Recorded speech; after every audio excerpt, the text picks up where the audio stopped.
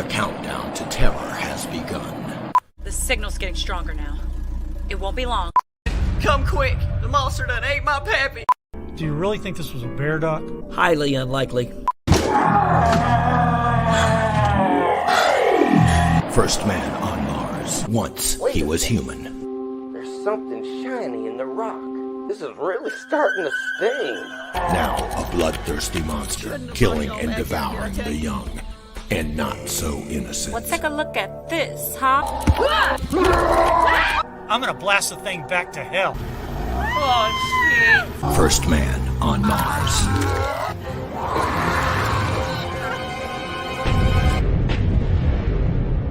You mean there's aliens out here? Shit, I don't want to get ducted and anal. This film is not rated.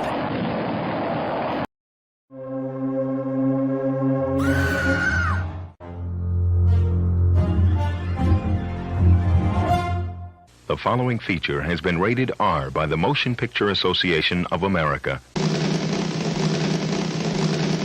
Sex, drugs, and rock and roll. You look different. No, I'm the same old Jennifer. She's a nightmare. I'm thirsty. You want to suck? Alright, she sucks. The Tri-Delta sororities having their initiation tonight. Yeah? You make it sound like we're devil worshippers or something. Nobody's arrived. 4 to 1 2.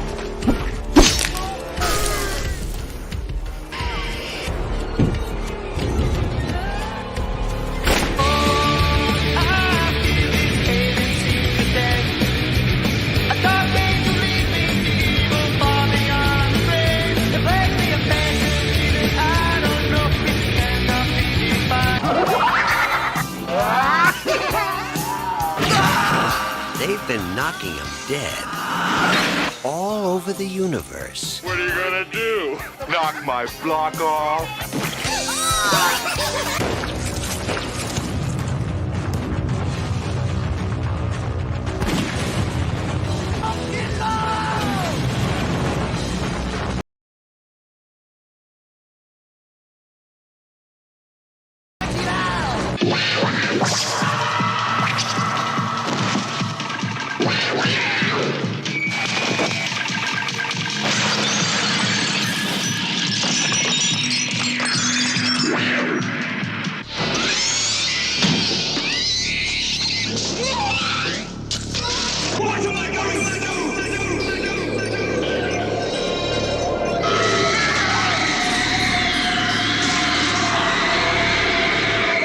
The Phantom.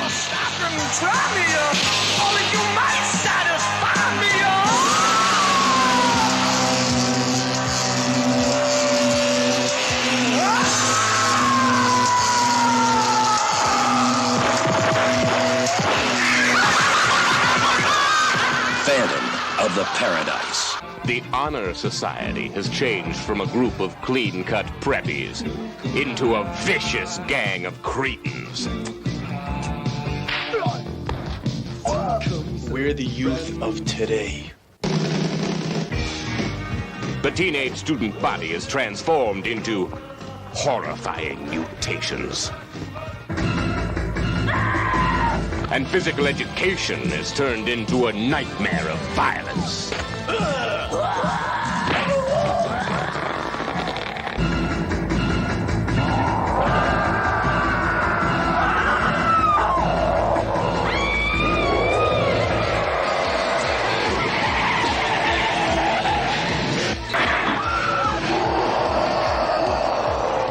The class of Nukem High.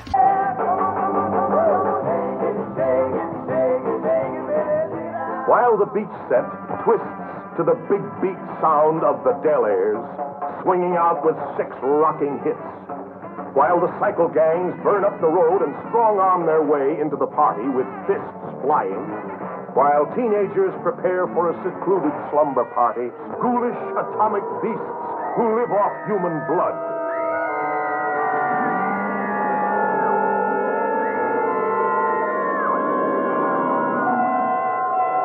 One-way trip to another galaxy.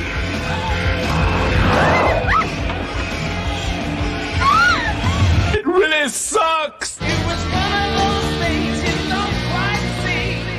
Aliens are using my voice to aim the machinery. Oh my God. Turn off your radios, people. They're doing it again. I brought you a present. What the hell is going on here?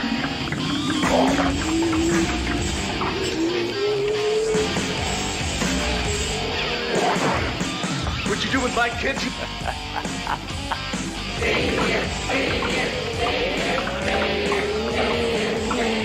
Stomp! Shout! Scream! We were all dancing, we were having a ball.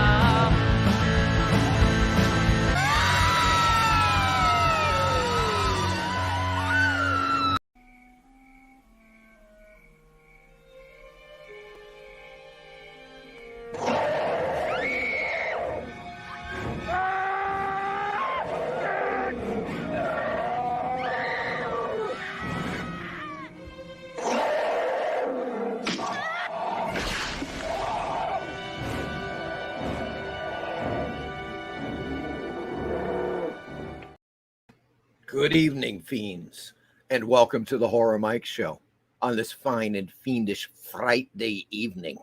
And boy, oh boy, do we have a show for you tonight. Good Lord, get ready, buckle up, put on a safety helmet or something, or don't. We are going to be taking a deep dive into the world of horror rock. Yes, rock and roll music in horror films. And if you just watch that trailer, you've got a little idea as to what's in store for you, my good fiends. It shall be incredible. So get ready for this one. There are a couple of things I wanted to point out. The first trailer that you saw, of course, was to my film First Man on Mars, which is available on Blu-ray. And if you go to either of my websites, I'm going to drop this one in the chat right now. This is ghostclinic.com. You can find it there, or you can go to my other website, horroranthologymovies.com, to find that. Now, there's a couple of things I want to point out to you guys. We're talking really cool stuff that's happening this weekend that actually is relatively new, and it's all free. You're going to want to listen to this. First, let me show my book, of course. Pre-Code Horror Comics, the original art edition. Yes, folks, it's 126 pages, 12 full-length Pre-Code original art stories in this, plus dozens of preliminary covers and the final published covers for Pre-Code Horror Comics of the 1950s. There you go, folks. It's Pre-Code Horror Comics, the original art edition. You can also pick that up on my site, ghostclinic.com. Now, for the first printing, there are 100 signed and numbered copies.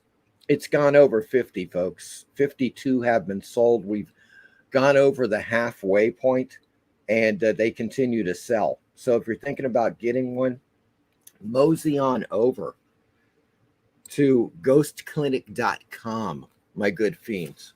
And that is where you will find Pre-Code Horror Comics, the original art edition. Okay, here's some great free stuff that's happening right now, folks. One, this book, Lovecraftiana, the magazine of eldritch horror, just came out. I just got my claws on a copy. Okay, now the thing about this book is that it contains art by yours ghouly, Horror Mike. Yes, I've got a few illustrations in here. Let me just point out a couple. Here's one I did of the old gent. Yes, H.P. Lovecraft. Actually, this was done years ago. And I think they did a fine job in reprinting it in the book.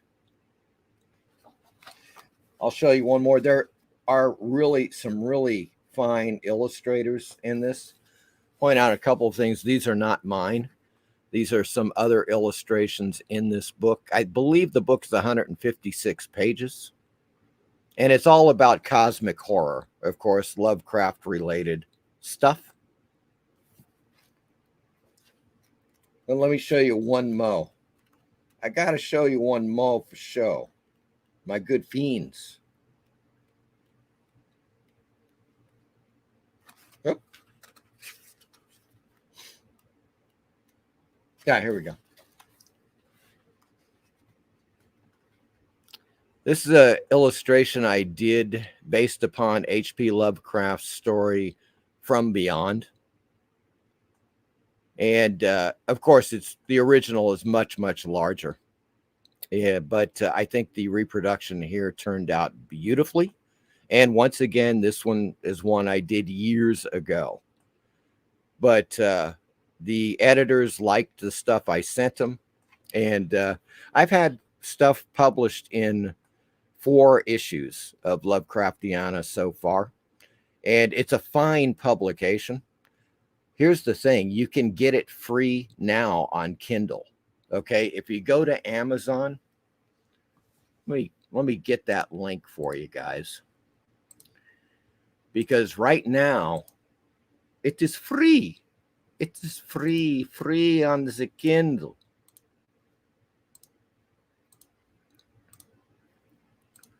Okay, there we go. As you can see on the right-hand side, it says, yeah, it's free to buy on Kindle.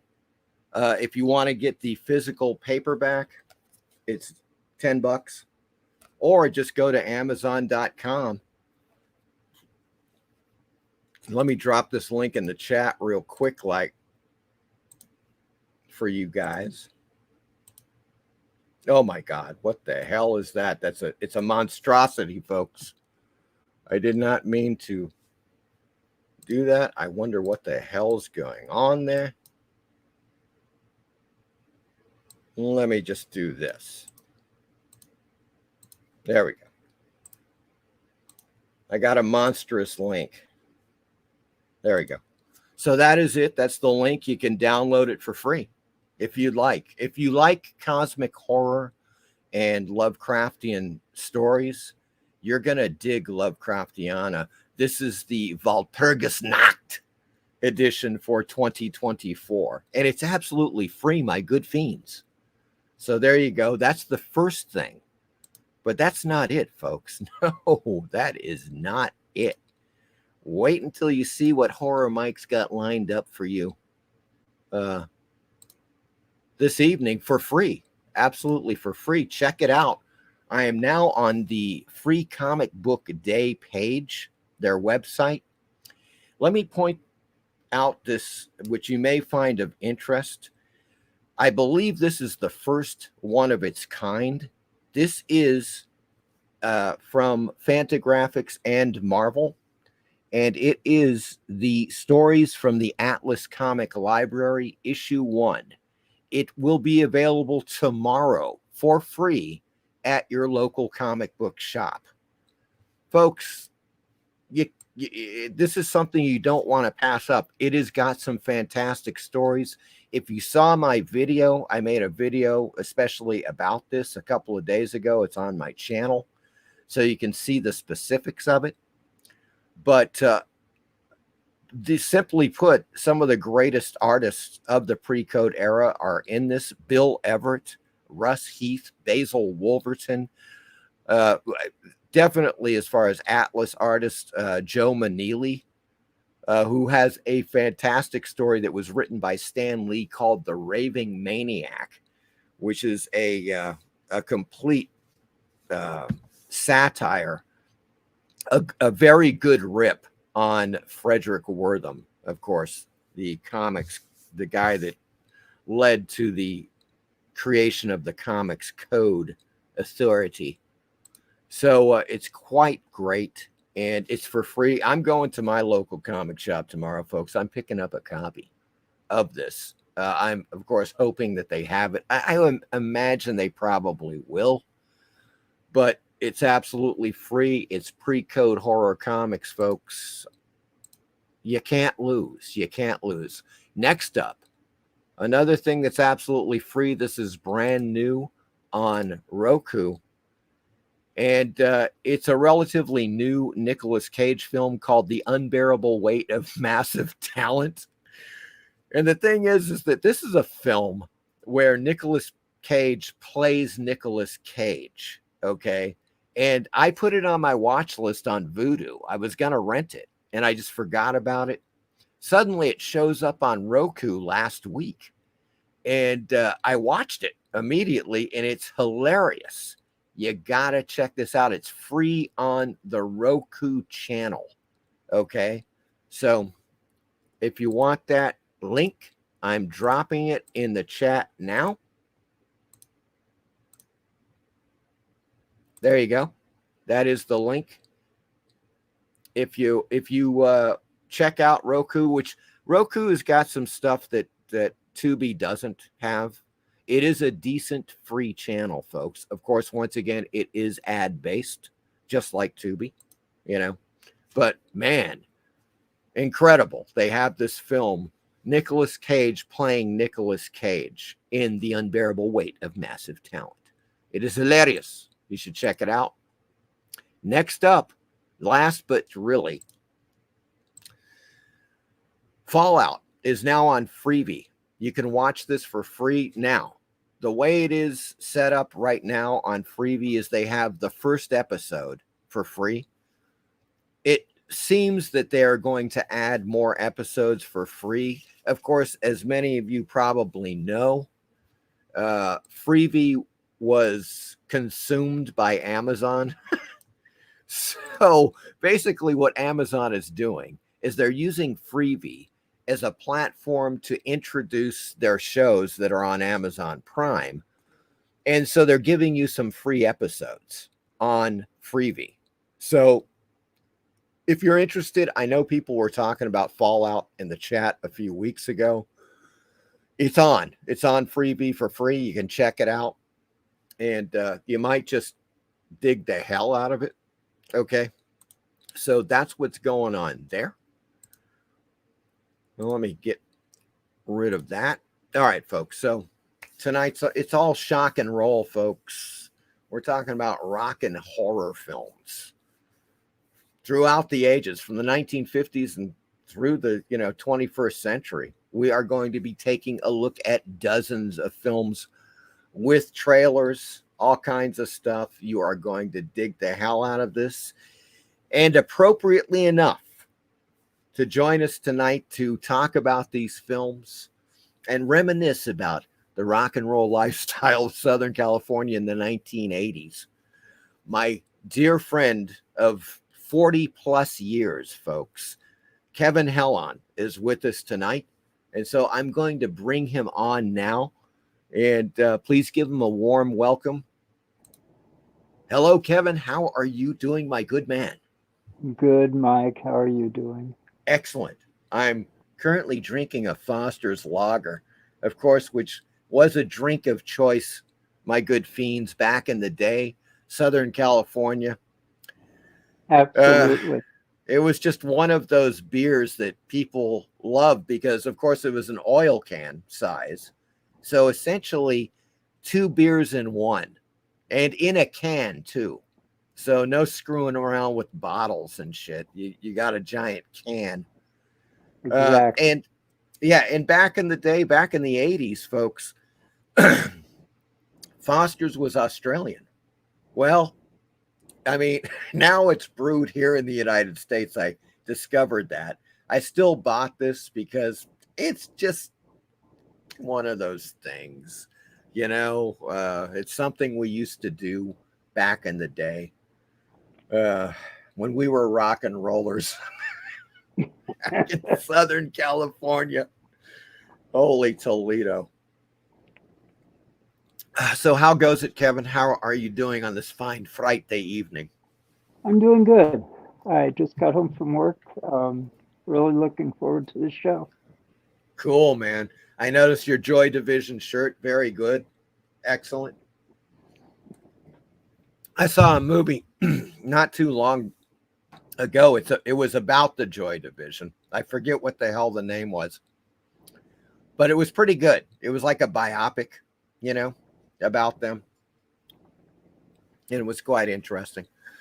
But before we get into the films, let's get on over to the chat, because I noticed that it has expanded greatly since we started the show. Good Lord. Holy Toledo, folks. I Am One of Us is here. Hello, I Am One of Us. Great to see you. Eric Boyd is here. Hello, Eric. Hello, excellent. Eric. Hello, Joe. Wow, good to see you, Joe. Joe says, rock music and horror films. Definitely will be covering some 80s gems tonight. You got that right, Joe. There ain't no doubt about that. Some of the greatest. I would definitely say the 80s was, it may have been the greatest decade for rock horror films. It's possible. I don't know. Maybe we'll find that out tonight. But it certainly was a great decade for horror rock. There ain't no doubt about that. Eric says, I want to be here for this live stream, but the day's activities are catching up with me. Hope to catch the replay. Everyone have a great Friday night. Okay, Eric, take care. Well, I'm sure he's long gone. Let's see here. Aha. Okay. Apex Comics is here. Hello, Apex. Horror, music, and TNA.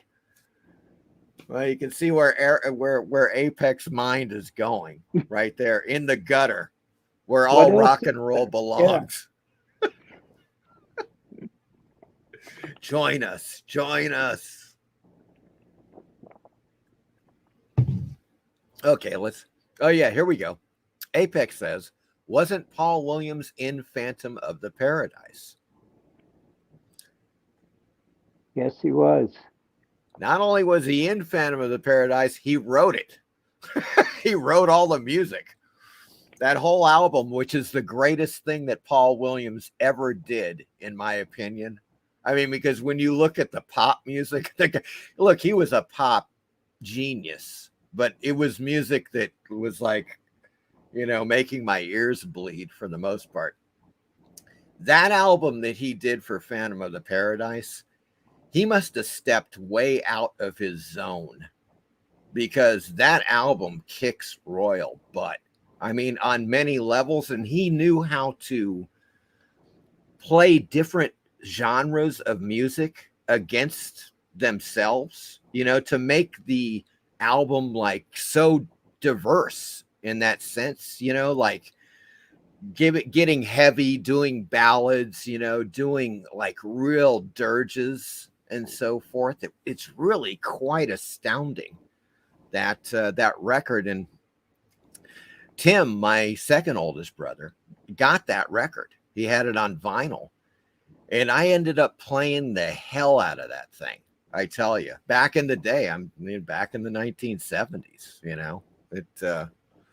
it was one of those things. And it's such a great film. Of course, Brian De Palma, one of my favorites.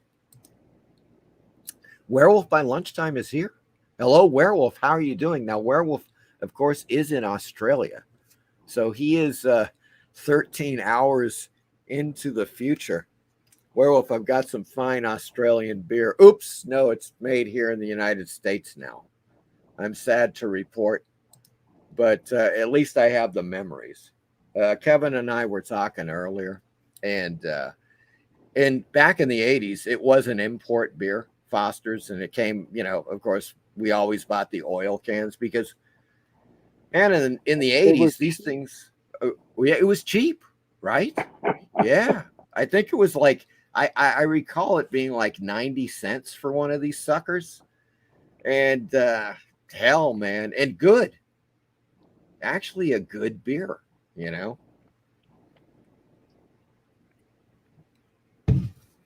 So let's see who else is with us tonight. R is here. Hello, R. Great to see you. R is also in Australia. We have Aussies with us tonight, Kevin. All the better. Oh, yes. Party Beach. Yes, it's the horror of Party Beach. Indeed. Oh, my God. The Bel Airs, man. The Bel Airs are playing in the horror of Party Beach. That's that group. We're going to take a closer look at them tonight. They're really quite good. The Bel Airs were really quite kick-ass, surf rock type of stuff. Werewolf says, drinking the amber nectar. Yes, it is the amber nectar, or kind of. I mean, it's made here now, sadly, Werewolf, but what can be said, Fireball Comics, I got my book in. It's great. Thank you, Fireball. I'm glad to hear that you got it and that you like it. My good man. Folks, Fireball is referring to my new book, which I'm going to shill throughout the night. Pre-Code Horror Comics, the original art edition. There you go. You can pick it up on my website, ghostclinic.com. Right there. So it's great to hear, Fireball.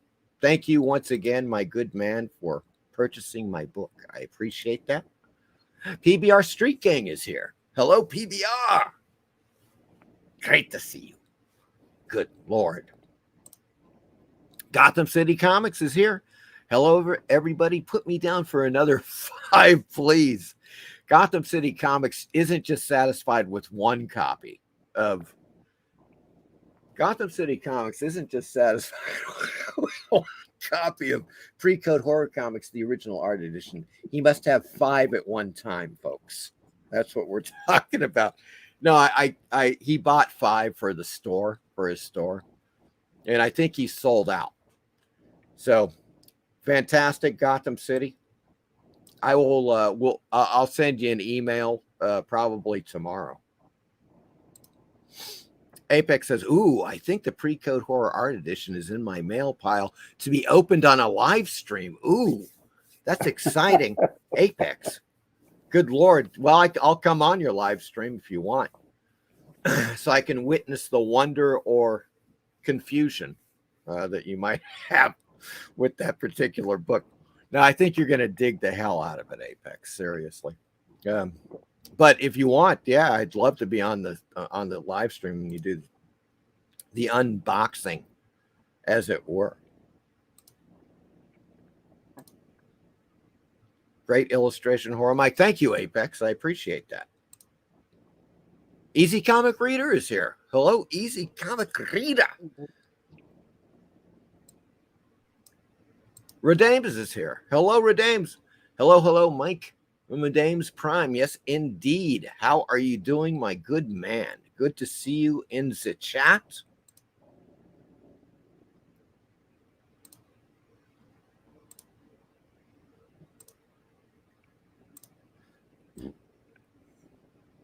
Let's see who else we got. We got Steve Harrison on the scene. Hello, Steve. Good to see you.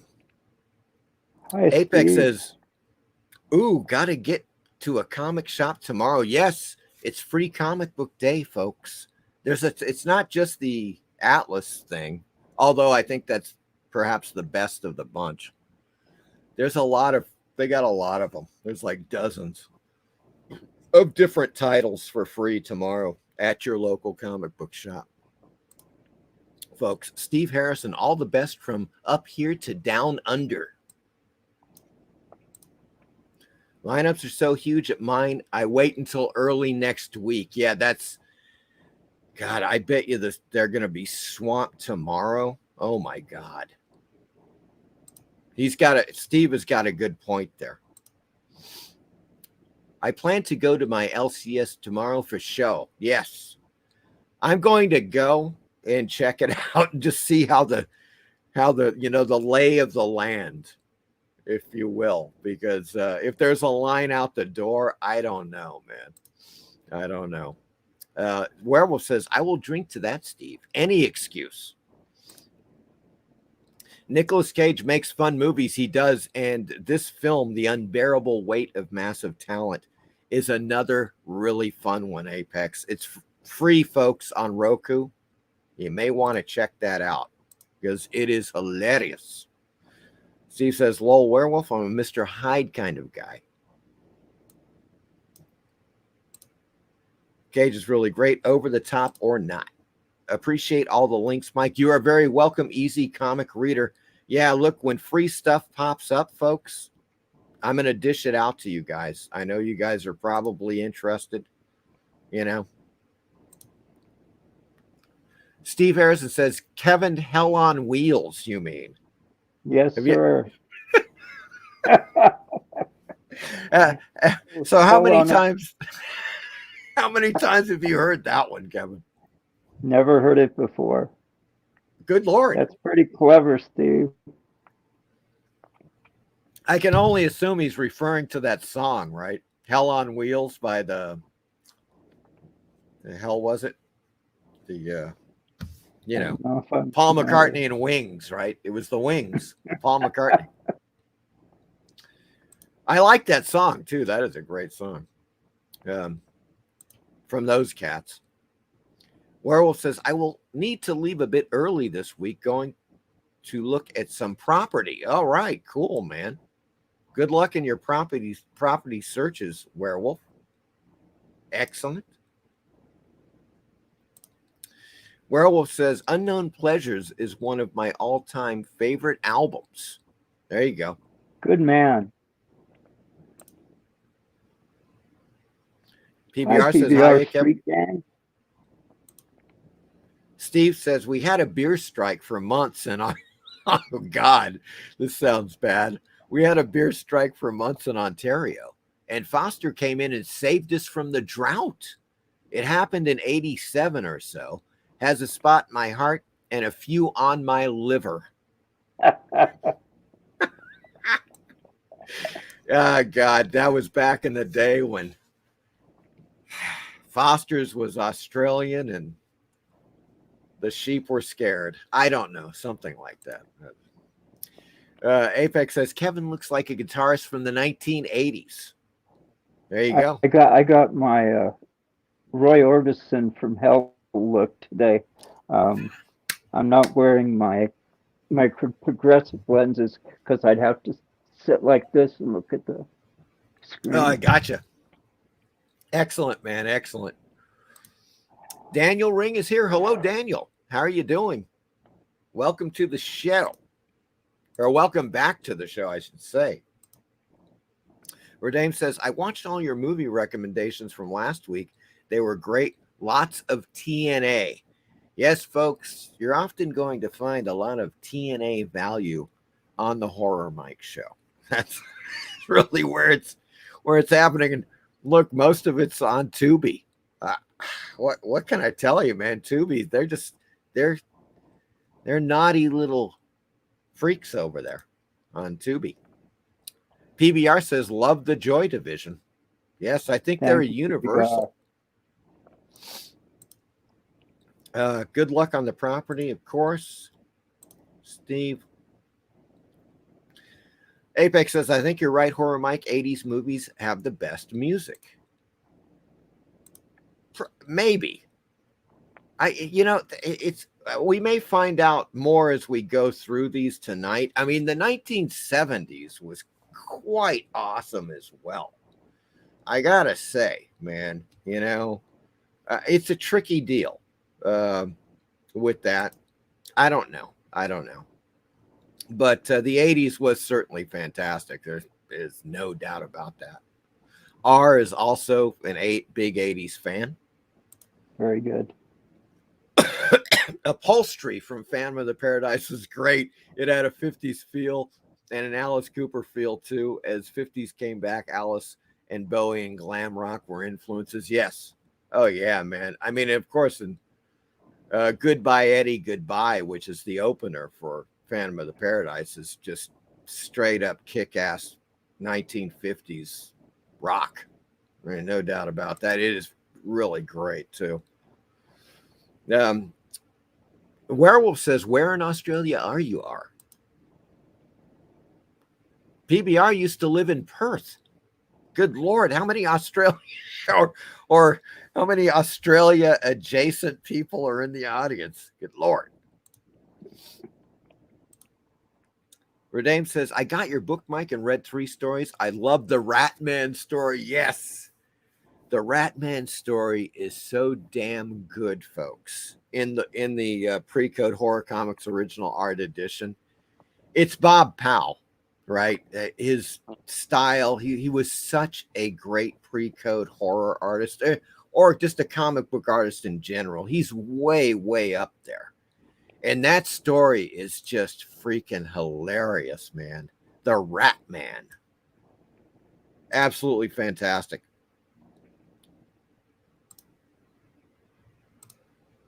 So everybody remember to drop a like. Yes, folks, while I've got you here, please smash that like button. That really helps put out the signal in the ether or something like that, you know. It pleases the YouTube gods or something. I don't know. Horror sells, Apex says. Well, it does. Sure, I'll invite you on Horror Mike. Excellent. Let's do it, Apex. Let's do an unboxing video with the Pre-Code Horror Comics book. That'll be fantastic. Out West with the Weirdos. That's where R is. Fantastic. Out West with the Weirdos. I love it. I love it. Easy Comic Reader says, just picked up the book, Mike. Thank you, Easy Comic Reader. You are going to dig the hell out of it, my good man. It turned out really well. And folks, it's probably the last book I'm ever going to do, right? I mean, I'm going to put out the Splash of Horror, which is more kind of like just a exaggerated comic book or something. I don't know what you call Splash of Horror, but it's different. It's a different animal. This book I had to do, and when you get the book, Easy Comic Reader, read the introduction. It's a book that I had to do. And when you read the introduction, you'll understand why. It was just born of necessity. And I'm just glad I could do it. And I was able to, get the stories. And it all turned out well, very, very well, But thank you once again, Easy Comic Reader. I appreciate that, my good man. Atlas Free Comics should be worth in value later on. Who knows, man? Who knows? Steve says, am I the first to say, may the 4th be with you? You are, because it's only the 3rd, Steve. But Jacob Bornowski is here. What's up, my Horror Mike fiends? Indeed, Jacob. Great to see you, my Jacob. good man. Apex, one of McCartney's best songs, Hell on Wheels. I concur. Steve, I've heard the wild stories Mike tells of your punk adventures, Kevin. Oh, we had a few good ones. Holy Toledo. I mean, we'll talk about that. We're going to get into that. It works itself into tonight, folks, into what we're going to be looking at tonight and talking about, because we were kind of like right in the middle of it. Okay. That's really the only way you can, Southern California in the 1980s, throughout the entire 1980s, and beginning in the late 70s for me. Now, it may have begun even earlier for Kevin, but for me, it was really circa about 1978 where it all began. As a young teenager in Lancaster, California. Oh my God. Okay, let's see here. Tuby is killing it. Yes, they are. Wolf Creek. Oh, Stephen Ross Mitchells is on the scene. Hello, Stephen. I don't think we've seen you in the chat before. Welcome to the show. And he is saying Wolf Creek R, where she could possibly be. And R says, yes, lol. Redames, my name is... Okay. My name is Radimus. Oh, okay. Are you saying, is it Radamus? Is that Radimus Prime. like Radimus Astronomically. Prime? But is it Radamus? Because he's saying with the US at the end. Or is it Radimus? Is that what you're saying, Kevin? Is that how you Yeah, get I that? believe that's what he's trying to say. Is Okay. it's pronounced Radimus. like Radimus Prime. Okay. Radimus, then Radimus it is. That's what I'm sticking to that. My good man. Even if it's not true. Yes, Radimus. It sounds pretty damn good, actually. Steve says 80s music was when guys that grew up in the 60s got to compose. As for horror, Halloween, Friday the 13th, tell me you don't hear them when you say the titles. Well, I mean, one of the things I can tell you guys, yeah, okay. Yeah, it was 1980, and it was Friday the 13th, the first film by Sean Cunningham. That is the best of the entire Friday the 13th films by far. Tom Savini did the special makeup effects. I went to Los Angeles to a theater in Los Angeles, packed freaking theater. It was just like on a Friday night, packed when the film came out. There was almost a riot in that fucking theater. I'm telling, and I mean, I'm talking not a bad riot, but it was a riot because people were scared freaking shitless, and they were also laughing as well. We were like there. I believe it was with John Woods. Remember John Woods, Kevin? Good old John, yes. Good old John. And I think it was us, if I'm not mistaken. It could have been a couple of other people as well. But we were sitting there and popcorn was flying, drinks were flying, kind of like an Alien when we went to see Alien at the Egyptian theater, where it was just almost anarchy with people like freaking the hell out. Because, yeah, I mean, there was no doubt about it. I mean, the 1970s was fantastic for horror films, or really for cinema in general. But the late 70s, early 80s, there was just something about that, like from 78 to 82, that was insane, absolutely insane, with great groundbreaking films. Like people were making big movies. I mean, when I say big movies, it had nothing to do with today, right? I mean, Friday the 13th was probably an $8 million film. Very low budget even for that period of time. It got huge release. It was all over the place. It was in, 1,500 theaters nationwide. It spawned how many freaking films? Friday the 13th films, a TV series, and oh, good Lord. But when we watched that film that night, I just remember sitting there and we were all just laughing because we were like, people are like, they're going insane. They're going insane in the theater, which is exactly what you want. When you make a movie, you want a gut reaction. You want something where you're in you're watching the audience, and you're looking for a reaction of some sort. It doesn't matter what it is. If it's a comedy, people busting a gut. If it's a horror film, people scared shitless, jumping up in their seats. All of these things, there's got to be a reaction somewhere. Friday the 13th, the original film, was a continuous reaction.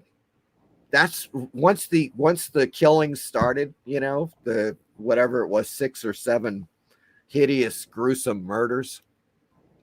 Once they started, that theater was pandemonium. It was amazing. It was absolutely amazing. It did remind me of Alien, but on another level, probably a more visceral level than Alien.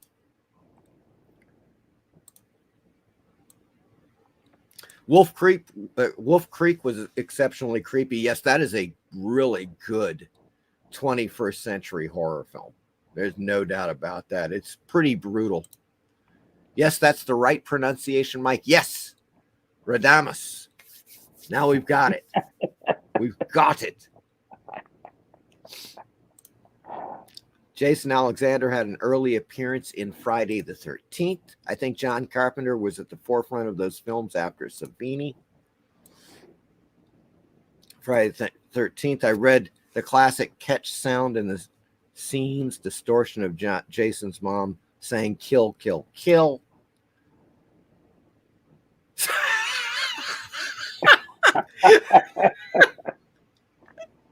Friday the 13th. Yes. Friday the 13th was called Saturday the 14th in Australia. Very good. Very good. Horror Mike can make a 10K film and make it look terrific. I can make it look like 12K. Okay. R says, I'm wearing Voorhees hockey jersey at the moment. Excellent. Excellent. Steve says, lol R. And the mask. I'm Canadian hockey fan. It even has the fight strap. Good Lord. All right. All right. Okay, folks, it's shock and roll night. We are talking movies, and there's no one more fitting to have on the show than my good friend Kevin Hellon. Now, back in the late 70s and well into the 80s, Kevin and I would go to shows in Southern California. I mean, and typically they were punk rock shows, right? And it's kind of a tricky thing when you say punk rock. A lot of things kind of go into that mix, but they're really not. Like, you know, Wall of Voodoo was not punk rock. They were weird. There was this other alternative type of thing going on. And I think, Kevin, remember what was the group in Orange County that used kitchen utensils? I almost want to say they were called the Blenders, but I may be wrong. They used kitchen utensils for sounds in their albums. I can't remember. I don't remember that. Yeah, there were all kinds of weird things like that going on. That wasn't just like your classic punk, like the Circle Jerks and stuff like that. People were doing all kinds of stuff, And then, of course, there was the goth scene, which was pretty big as well. There was that goth contingent and just all manner of different, which is more the thing I tended toward. Right. Yeah, absolutely. And this is an interesting story, and I wanted to mention this because for the longest time, Kevin, now this is the way that I thought about it, and I think this is what happened. Remember in Bakersfield, there was a group called Burning Image. And we ended up we shot a video on Super 8. And there was a girl that she wasn't in the group, but she had black hair. She was really kind of stunning in a way. That you drew a picture of. Yes, that was the same. That was the girl. Kathy. Kathy Sullivan. Yeah. Kathy Sullivan. And there was a time after that, folks, I heard that she died in a fire. Am I correct? No, okay. That's incorrect. She did burn down her apartment building by leaving a candle burning. Oh, shit. Do. And the firemen had to resurrect her cats, actually gave her cats mouth to mouth and saved them. But no, Kathy got HIV. Oh, wow. Yeah. And did she pass away shortly after that? Right after that, yeah, from pneumonia. Wow. That's incredible. I mean, I remember that all of that time spent, that we were hanging out in Bakersfield. But Bakersfield, folks, is like probably about what would you say, like 150 miles north of Los Angeles. It's about 70 miles That's about north right. of Yeah. Lancaster. So it's getting up north where technically it's part of Los Angeles County, but it just bears no resemblance to what people think of as Los Angeles. Let's just put it that way. I mean, Yeah, part it's of San go ahead. Joaquin Valley. It's San Joaquin Valley, which is Yes. a valley about 250 miles long. It's America's breadbasket, really. Right. More so Yes. than the Midwest is. Huge farming area. Right. There's no doubt about that. But part of like, remember that when we were filming, one of the things that I never realized, you know, we were doing a film, a music video for this group called Burning Image. I believe that was their name. And so part of in the video, there's like a nuclear holocaust, right? And so we're showing like this burned out area. And it was just like, there it was. There was literally this huge area in Bakersfield that looks like a freaking nuclear blast hit it. So that was easy. There were no special effects required with that. That was Oildale. All you can see is Oildale. You could see nothing but refineries and pipes and oil derricks and everything from horizon to horizon. It's really quite devastating and strangely beautiful. Exactly. Yeah, in an industrial rock kind of sense, like a Neubauten kind of. Oh, check it out. Okay, I'm going to bring Kevin in. Hold on. He's showing. Oh, he's got the. Look at that. Burning. There it is. I remember that. That is the group that John and I were shooting this video. We shot it on Super 8. Look at that. Burning. Whoa. Who did the art for that, Kevin? Do you remember? Art Morales that did Social Distortion's first album. Right. What an artist. And what an Eddie's artist. Titles, Dead Drunks Don't Dance. He did the cover for that too. That's the Eddie and the Subtitles, right? Right. Mm-hmm. But yeah, that was the first record I ever produced, 1984. Right. And Which with only 2 songs, it's just a single. Right. That is fantastic, man. God, so have you talked to, was it Mo? Mo was the lead singer, right? Yeah. Right. How's Mo doing? Mo's doing really well. Good. They made a documentary on Bakersfield recently. What was it called? Oh, I'll have to give that to you later. But this single has been re-released by Jello Biafra from Dead Kennedys that runs Alternative Tentacles. And so he released, I think, all the Burning Images stuff, because they did a lot of stuff after that single. That is great, man. That is fantastic. But yeah, he's doing wonderfully, and they still play. Oh, excellent. Excellent. They're That's more good popular to hear. than ever, but actually, you think about it, punk rock was a very small phenomenon, and goth, which wasn't called goth, in Southern California, it was called more death rock than anything. It was pre-death metal and all that. Yes. But they were very small crowds. The first time that The Cure played the Whiskey, there were maybe 30 people there. I went and saw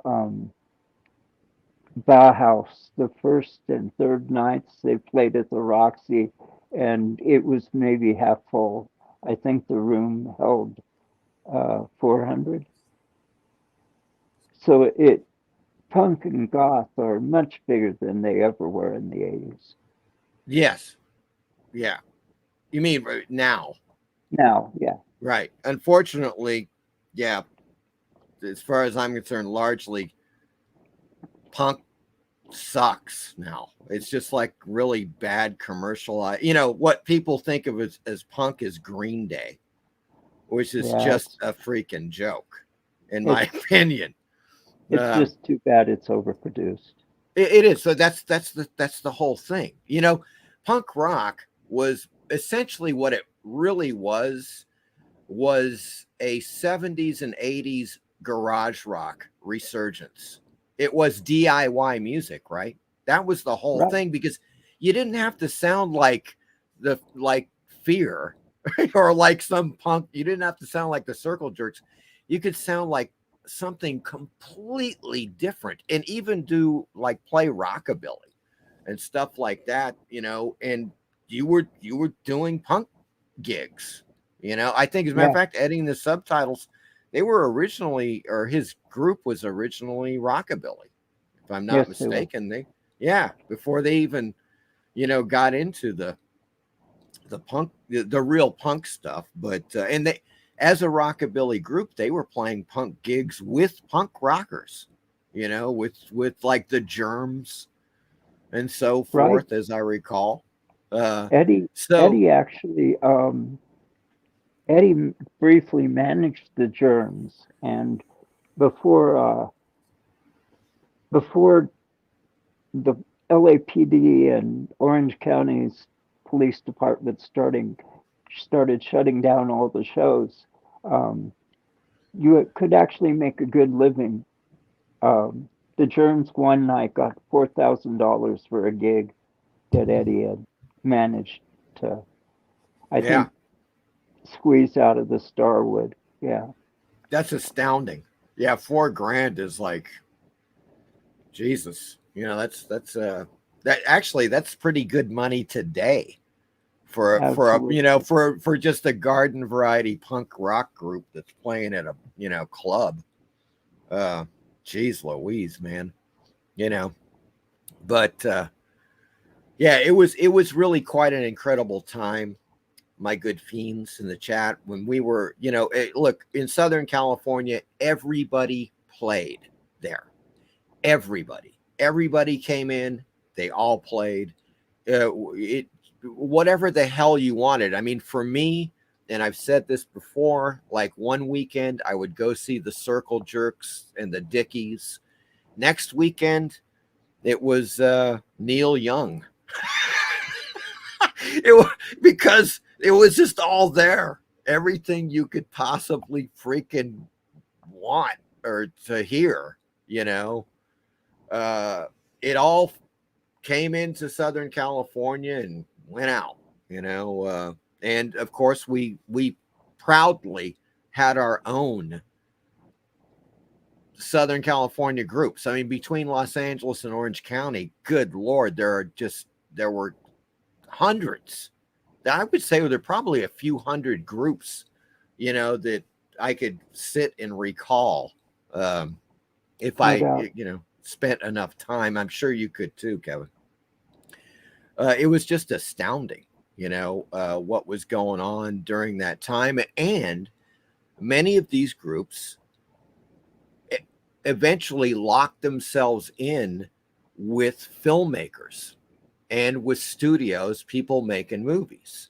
Now, this was apparent with, for example, I want to say it was Tony Scott who did The Hunger, right? Directed The Hunger. Right.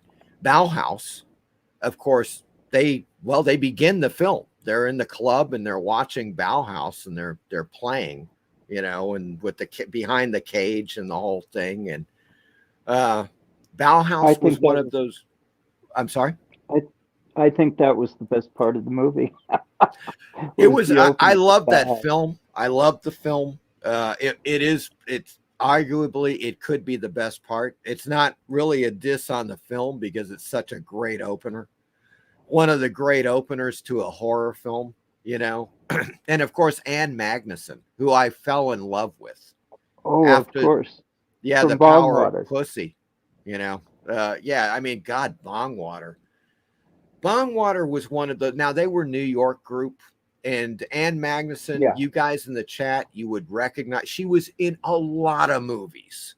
That chick was all over the freaking place and in a lot of mainstream movies. People don't realize was this. she in news radio? She was in something. Oh yeah, in along a series, right? Yeah, Yeah, and I think it could have been news radio. with She was Dave quite a Grohl. good actress, you know. And like if you listen to The Power of Pussy, which was probably the greatest Bongwater album, you would never think that this chick would have been like a mainstream actress as well. It just, those two things just seem to be at odds, you know. But she was worked very it very Greenwich well, Village. you know, and she was quite a stunner. And that's the whole thing about The Hunger, is she is the chick that she, you know, goes home with Deneuve and Bowie and her boyfriend at the beginning of the film after the Bauhaus sequence, you know, and she's offed, right? But she ended up being in just a ton of movies, you know.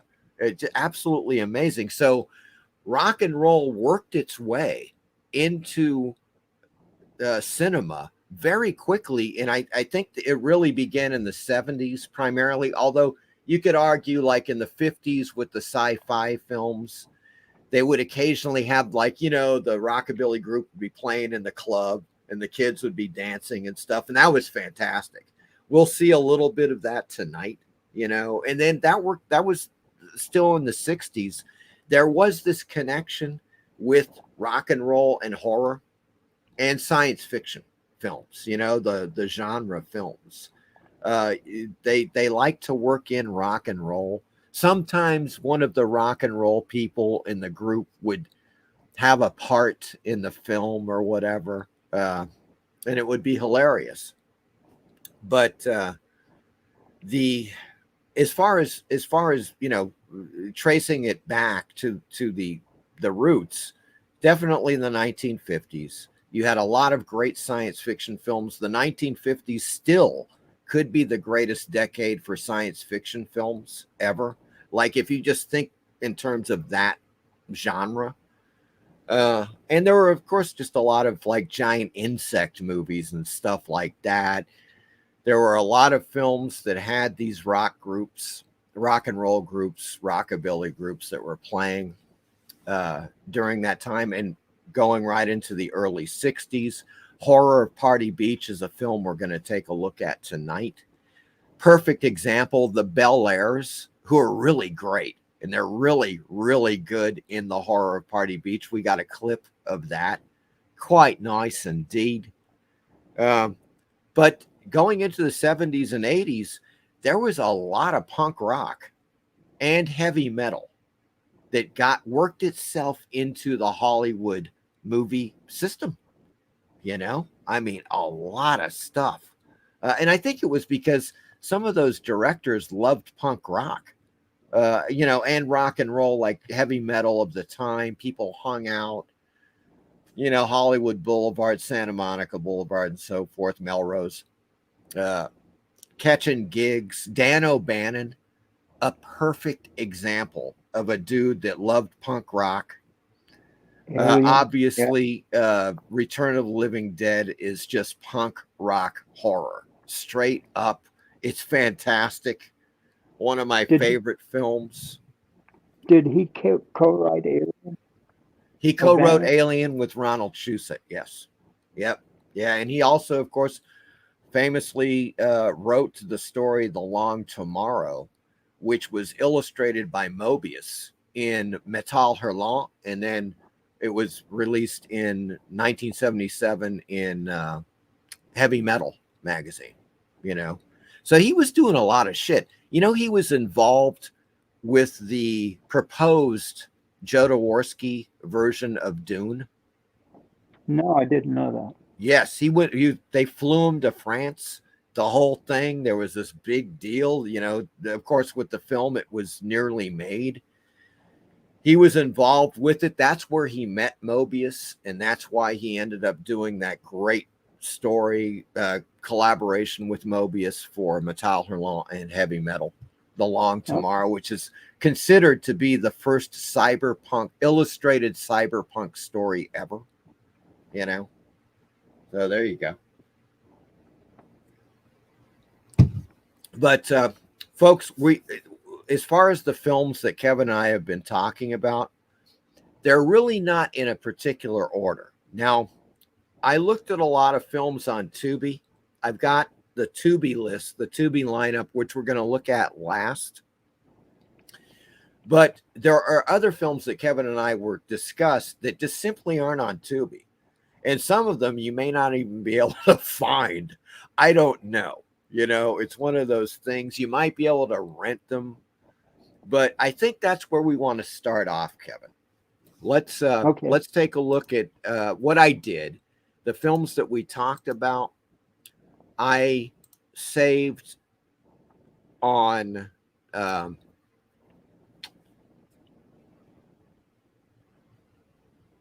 IMDb. You know, that was the whole thing with that. Let me take a look here.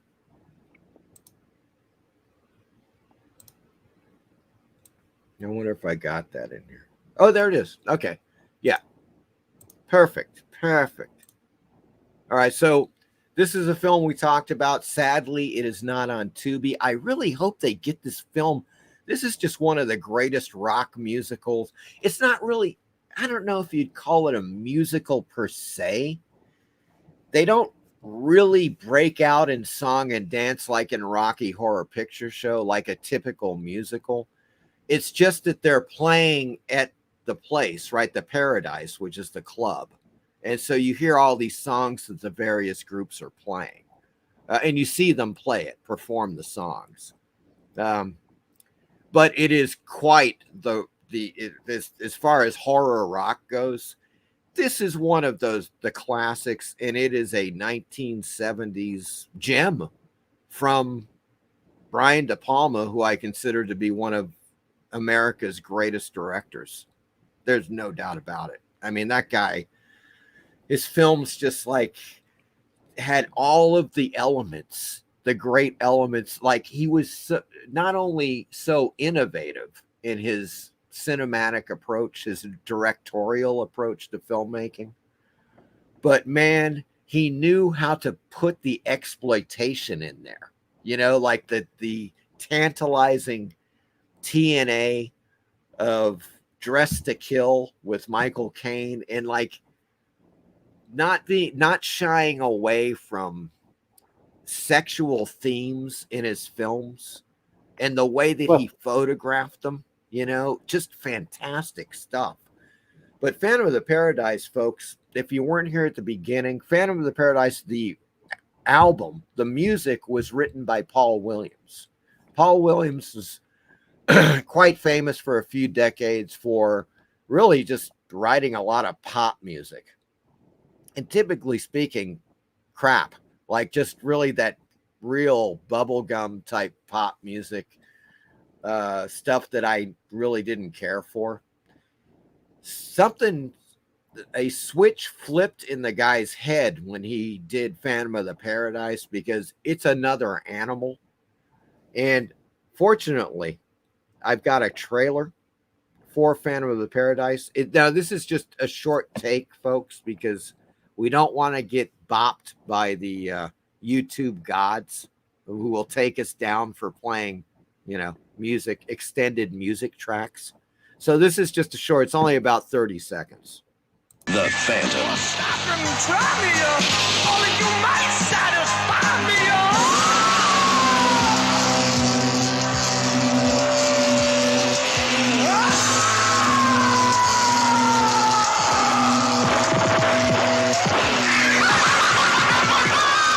Phantom of the Paradise. The lovely Jessica Harper. Good Lord. She was another one of those actresses. Of course, Garrett Graham. Garrett Graham, who plays Beef, who's the guy Right. that gets electrocuted. He's just such a great actor in so many good films. Folks in the chat, if you haven't seen Phantom of the Paradise, watch this movie. Find it, rent it, or something. But you just gotta see this film. It's one of my favorite rock horror films of all time. It's the Phantom of the Opera. And Faust. It's like a combination of Faust and Phantom of the Opera kind of plot theme, but it's so well done. Brian De Palma just knew how to shoot a movie. His cinematography is it's like high art. Watching the things that he would do with split screens, with the movement of the camera and everything. He always reminded me kind of like the American counterpart to Dario Argento in Italy. And just one of my favorites. Let's check the. I'm sorry, Kim. I said that's a very good comparison. I think so. Yeah, Argento and De Palma, man. Two of my personal favorites in cinema. Let's check back with the chat real quick here, because I think a few people have chimed in. Good Lord. Okay.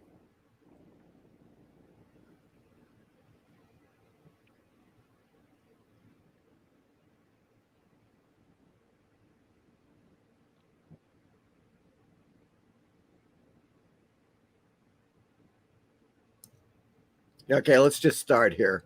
Apex says the Kinks and Iggy Pop are the grandfathers of punk. Well, you got to. Yeah, I mean, it could be. It could be. I mean, Iggy Pop definitely. Yeah. PBR says, how about Fugazi? Well, they were just another one of those. Punk really had a lot of tentacles. Fugazi kind of came later. Yes. But it was all there. The straight edge movement, the DC people, they would come through Southern California quite a bit. Black Flag, they moved to Southern California from DC. Minor Threat was that's right. Fugazi. Yeah. You're absolutely right. Steve says, don't forget David Johansen. Of course, the New York Dolls. They were quite early in there. But of course, then again, people would just call them straight ahead glam rock. I mean, but once, they were punk though. There was a punk thing flowing through the New York Dolls. Absolutely. And then the later stuff by Johnny Thunders was sublime. Yeah. Very, very good. Yes. Oh, yes. No doubt about it, man. Buster Poindexter in the 80s. Yep. Right. That was Johansson. Trash was a great song. Wayne County. God, I haven't heard that in a while. Trying to get on the radio. Wayne County and the Electric Chairs. Bauhaus, Bela Lugosi. That is the start of The Hunger, and it's so good. Daniel says, our local Psychotronic Film Society showed The Hunger recently. An excellent film.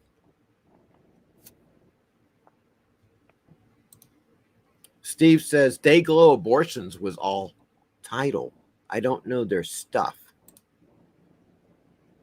I need to watch. Yeah, you should. If you haven't seen The Hunger, Apex, you got to see that film. It's quite good indeed.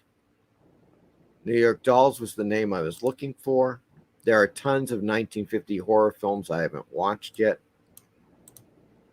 Creepy music, when the creatures are on the scene. Horror Party Beach. Yes. Yeah, there's some great music in that film, and we're going to look at that very soon. New York Dolls, The Stooges, The Damned, of course. And, of course, The Stranglers. Gotta put the Stranglers very early. It was the Stranglers, the Damned, and the Sex Pistols, a few other groups that were the earliest. Yeah. And there's a really great movie called 24-Hour Party People. You ever see that, Kevin? Yes, I have. Great movie about the beginnings of the punk scene in England. Right. I just love that freaking movie, man. Fantastic. Ramones and the Dickies. Well, the Dickies were early too. Now the Dickies were doing their, I mean, they're 1977, folks. The Dickies, you know, maybe earlier than that, but they definitely existed in 77. They signed a record deal with A&M Records in 1978 for the incredible Shrinking Dickies.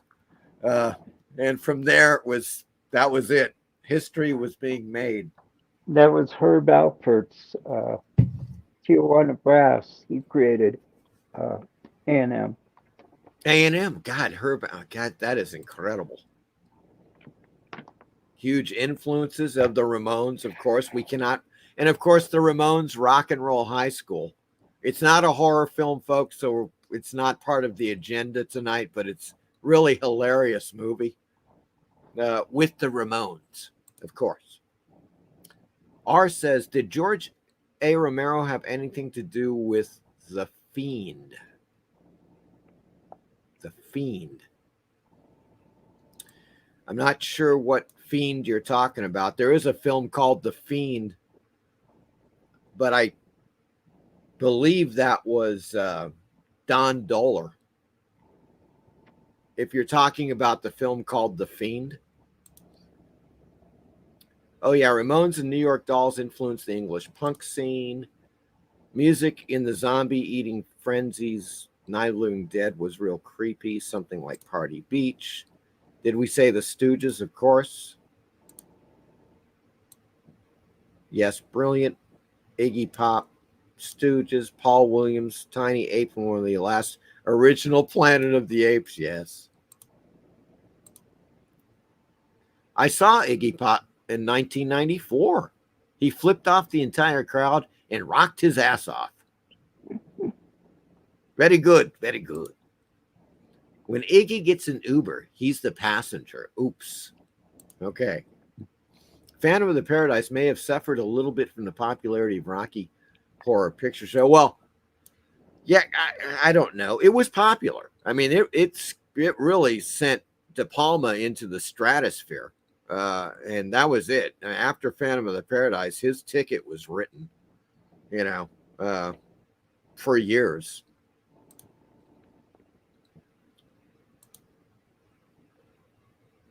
Dave James is here. Hello, Dave James.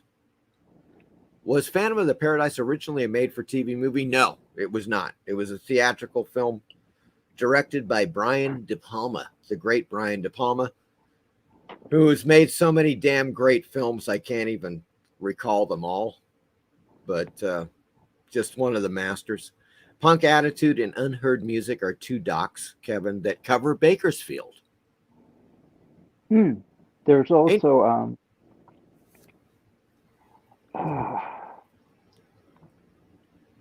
I can't recall what it was. It'll come to me before the show's over.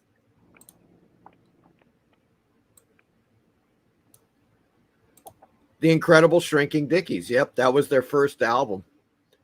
And it's great. Although Dawn of the Dickies was the album that I bought first. That was right there at the cusp of 1980. 1980. And I went into a Tower Records. God bless Tower Records. God bless Tower Records. I went into Tower Records and I'm looking and I'm like, and of course I was a big horror fan. And I didn't even know who they were, Kevin. I did not know who the Dickies were at that time. I'm like, Dawn of the Dickies? What? What? They're doing a takeoff on Dawn of the Dead. I've got to get this album. That was it. And then I fell in love with the Dickies. Of course, their cover of Nights in White Satin, which is so much better than the freaking original song by the Moody Blues. I heard it and I was just like, oh my God, they did it. They actually did it. And they did it so much better. And the Moody Blues hated that cover. Oh my God. They hated that cover with a passion. It is hilarious. Of course, could you imagine the Moody? That's what the great thing about the Dickies is that they would cover songs and they didn't give a shit. They were just like, hey, this song could do, for a punk rock cover. Let's do this song, and just piss the fuck out of the original writers or performers, whatever. And Moody Blues was just one of those groups that did they piss them off. But that song is so good. You listen to it on the Dawn of the Dickies, their version of it. It's really quite a stunning piece of work. That album is fantastic. And so I fell in love with them. I immediately went back and got the Incredible Shrinking Dickies. And then I just started going to all the gigs. At one point, I was seeing them like twice a month. I swear to God, I was just going, typically going to the folks. There was a place called Night Moves in Orange County. And it was it was a disco. Folks, it was a freaking disco with a giant disco ball hanging from the ceiling. But the owners were cool enough. They were like, one night a week, you can have punk rock music. And the Dickies played there a lot. Now, this place was like, oh my God, I don't know, 100, 150 person capacity, if that. I mean, it was small, man. It was small. And it was great. It was what a great venue. And it was so great of those guys to allow, because the people would have problems with punk gigs, with punk, shows and stuff. And those guys were really cool. They did that for years. They were playing off and on at Night Moves, the Dickies and other groups without incident. That was one thing I remember about that, Kevin, is I don't recall any incidents at Night Moves, like with cops, having to raid the place or whatever. It was just one of those venues that was totally cool, Yeah, usually the police didn't interfere unless there was too many people packed into a club, or if it was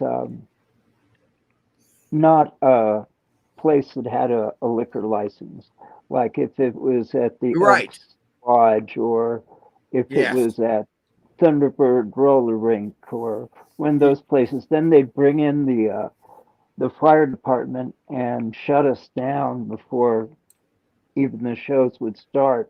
It was kind of like Fahrenheit 451 in reverse. They would just bring in the fire department and say, oh, there's a ditch in front of the roller rink. That's unsafe. We're going to have to shut this show down. Yeah. Well, it was an antagonistic thing on both sides, you have to admit. Even Eddie. Absolutely. Eddie in the subtitles, he was saying, look, things were cool until he was describing Santa Monica, a scene where he was like, one night, these asshole punks just started throwing bottles at cop cars, and the cops just from there on they totally retaliated. It was terrible. They were just like, fuck you, man. That and the LA Times really they stirred the pot. They made it sound like all punks were just monsters with razor blades. Right. Yeah, and that it was like the exact opposite. It was like I as a matter of fact, I would say with certainty that it was maybe 5% of the entire punk population made any trouble. Just like the heavy metal people, they made just as much trouble as punks. I mean, and it wasn't much, but it was enough to get the publicity, you know, as you say, like the LA Times would bitch about it and all that shit. So, yeah, for the most part, people just went to see shows. That was it. You know, I mean, people weren't, of course, we were kind of violent with the mosh pits and stuff, but it's not like, well, of course, you don't tear down the place that you want to go see music at. You know what I'm saying? That wasn't on the agenda. Phantom of the Paradise released in theaters. Kiss Phantom of the Park, which we are covering tonight, was a TV movie. Oh boy, oh boy! Remember that one, Kevin? Absolutely. Doller. Yes, that was Don Doller, one of my favorite filmmakers. True DIY legend. Don Doller, man, just one of the greats. Yeah, you're very welcome. Don Doller is fantastic. Couple of Don Doller films on Tuby are well, you guys may or may not get Tuby, but let me tell you, Night Beast by Don Doller, also Alien Factor. Both of those I highly recommend. Really good Don Doller films. He was just doing DIY shit in the 70s and 80s, like, you know, with his 16 millimeter camera. That guy was really good at what he was doing for nothing, for no money. Devil Flyer is here. Hello, Devil Flyer. How are you doing? CBGB's turned into a clothing store today, and you can walk in and still see the original stage. Holy shit. Interesting. Dawn of the Dickies, Eve of Destruction. Tower Records had a doc on Tuby. Yeah, that's All Things Must Pass. That documentary on Tower Records. It's really depressing, man. That's all I gotta say. I just keep thinking about that great Tower Records on Sunset Boulevard. Remember that one, Kevin? Yep. It was so fucking cool. God. You're right, Steve. Yeah. And that was like, for us, that was a mainstream store, right? That was, we consider, there were a lot of little stores that you could go to get your punk rock. And that was a great thing because punk rockers would bring their own recordings in, you know, on their cassettes, everything. It was so cool. So Tower Records was more like your mainstream connection to getting records and so forth. But I loved it. It was fantastic. You know, don't get me wrong. Great freaking place for going for shopping. I remember when the singer for the Afghan Wigs worked at Tower there on Sunset, and he would bring in his famous cornbread that he would bake and give away to the customers. Cornbread? Yeah. Greg Wow. Dooley. Yeah. He was also in a project with Mark Lanigan, the something twins. I can't recall right now. The Aphex Twins? No, not Aphex Twins. The Cocteau Twins? I'm just gonna keep naming twins until I get it right. The Doublemint Twins. The Doublemint Twins. We better get on your I list. know. We're never going to end. It's true. It'll end at midnight. Okay. Steve says, did Doller do Cinemagic magazine? Yes, that was Don Doller. Absolutely. Drive-in marathon, Phantom of the Paradise Gone Crazy will be fun to watch back to back. Someone open a store like Pat Tower Records, please. Yes. Okay, folks. All right. So we're looking at Tower. We're looking at Phantom of the Paradise. Next up, we got a film called Bruiser from the year 2000. This is a George Romero film that you may never have seen. And the remarkable thing about this film, it's a good film. I highly recommend it. I saw it when it came out. I'm a huge George Romero fan, always, and I always caught his movies when they came out. The one thing about this film is there's a scene in a club, and in the club, the Misfits are playing, right? And it's really good. It's a great scene. It's a great Misfits song.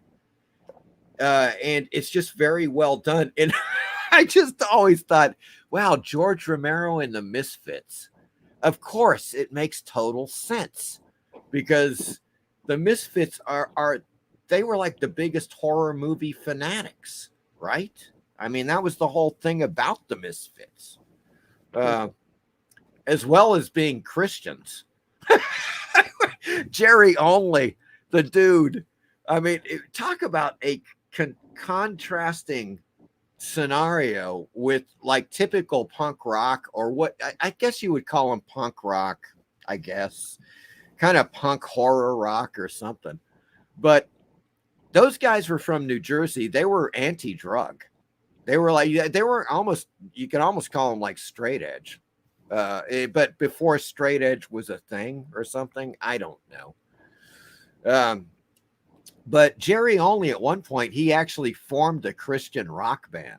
Do you know that, Kevin? Oh, I'm sorry to hear that. Yeah, he did.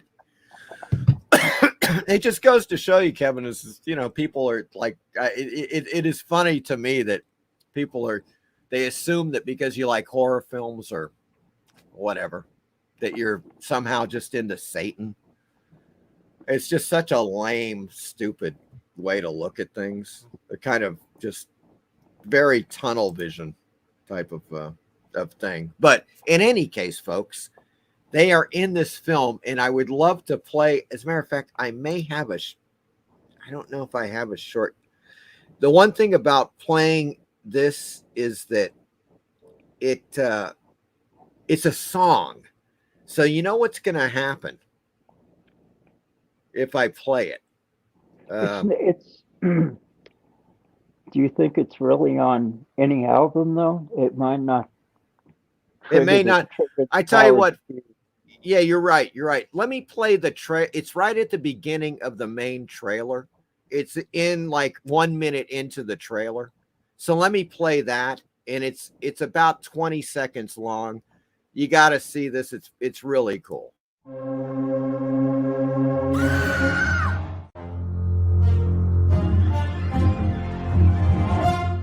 The following feature has been rated R by the Motion Picture Association of America.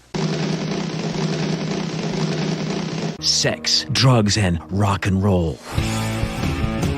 You look different. No, I'm the same old Jennifer. She's a nightmare. I'm thirsty. You want to suck? Alright, she sucks. The Tri-Delta sororities having their initiation tonight. Yeah. Make it sound like we're devil worshippers or something. Nobody's arrived. 4, 2, 1, 2.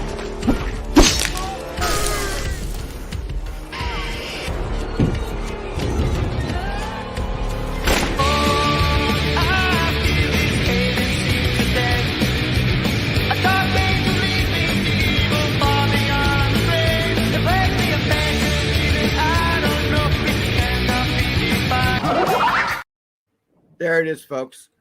That's as much as I could really put in the trailer, because otherwise I just, after being, taken off the air a few weeks ago, I just don't want to chance it.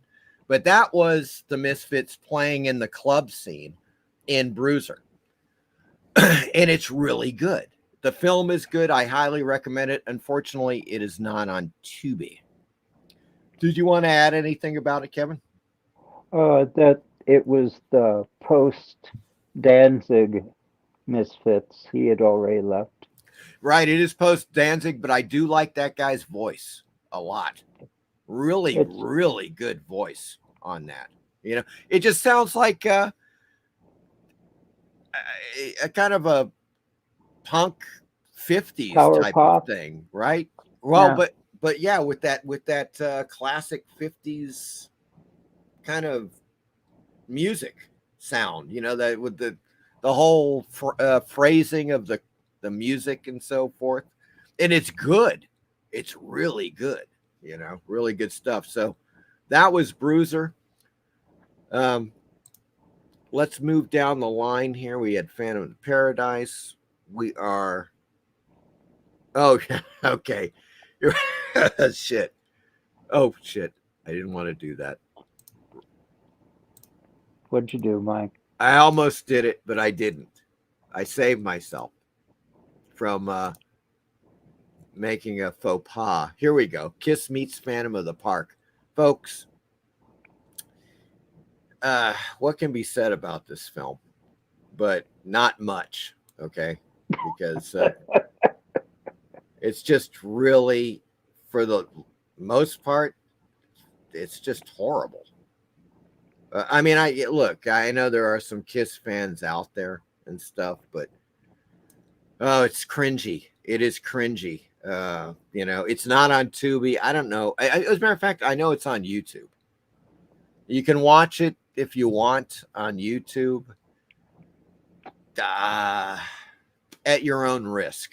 Okay. That's all. And with that one. Kiss fan, and of course it's Kiss playing songs, and they're being menaced by a Phantom of the Park. The end. It's always kind of bad to try to make a rock band the center of a movie. David Bowie said it best in that the reason that movies with rock stars don't work is because rock stars are nothing but spoiled children. They're not necessarily that interesting. Yeah, well, that's, I think he's got definitely has a point there. Opinion. Yeah. Now, this film, Kevin turned me on to, Wild Zero from 1999. I have not seen this film. It is not on Tuby, but it stars the band called, I guess the band is called Guitar Wolf. Right. And all of the guys are named, like, for instance, it stars Guitar Wolf, Drum Wolf, and Bass Wolf. So it's the three dudes that are in the film. It's a Japanese horror film with a lot of zombies, a lot of blood and guts. And, Alien Invasion as well. With what? Pardon? Alien Invasion as well. Alien Invasion to boot, folks. And the trailer is fantastic. I do not have it because, once again, oh, wait a second. No, I do. This is a short, it's about 1 minute and 20 seconds of Wild Zero. Here we go, folks. There is a longer trailer, but once again, I got paranoid because they were playing music in it, so I opted for the shorter trailer.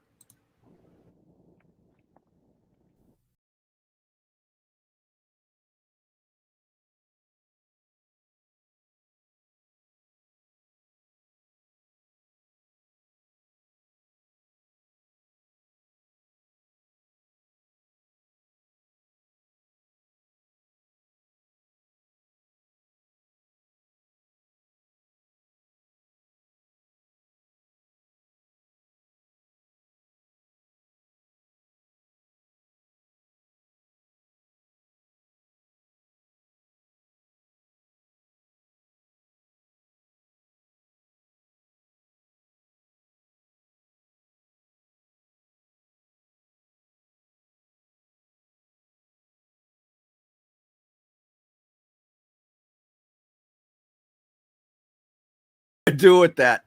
It was definitely playing a tune. Let's put it that way. Hopefully, we haven't slipped into blackness yet. Okay, Guitar Wolf is a really good Tokyo garage rock band, and I've never seen a guitar player that has more energy. His live shows are wonderful. That is fantastic, man. Are they still playing? Yes. Oh my God, I may have to check them out. There was a group back in the 90s, and they were from Japan. Oh my God, what the fuck were they called? They were kind of like, I guess people consider them noise rock. but they were the weirdest fucking and great. I saw them a couple of times live. God damn it, what the hell were they called? Really weird, strange stuff.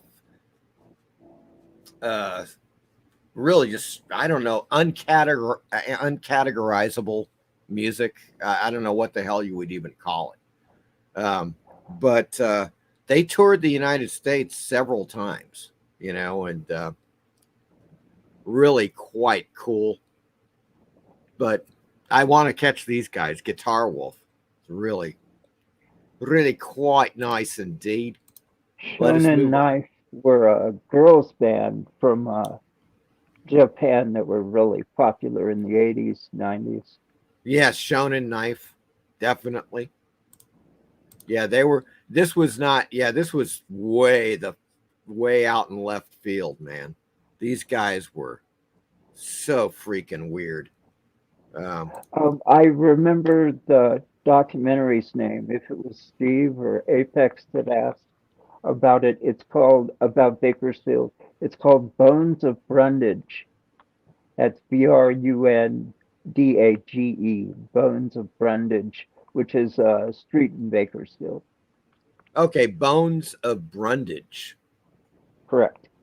Excellent. Excellent. Okay. Let's see here. I'm just taking a quick look. That Wild Zero, Suck the Movie, Sorority Babes. That video that Mike and John made of Burning Image, they liked the video very much. I didn't care for it as much as I thought I would because John didn't follow the storyboards that Mo had made up. So I was a little disappointed. If anything, I was a little rough on John. Oh, you mean the video that we made? Yeah, but the guys loved it. You know, it's water under the bridge, you know, or something like that, or gasoline under the alley. I don't know. Right.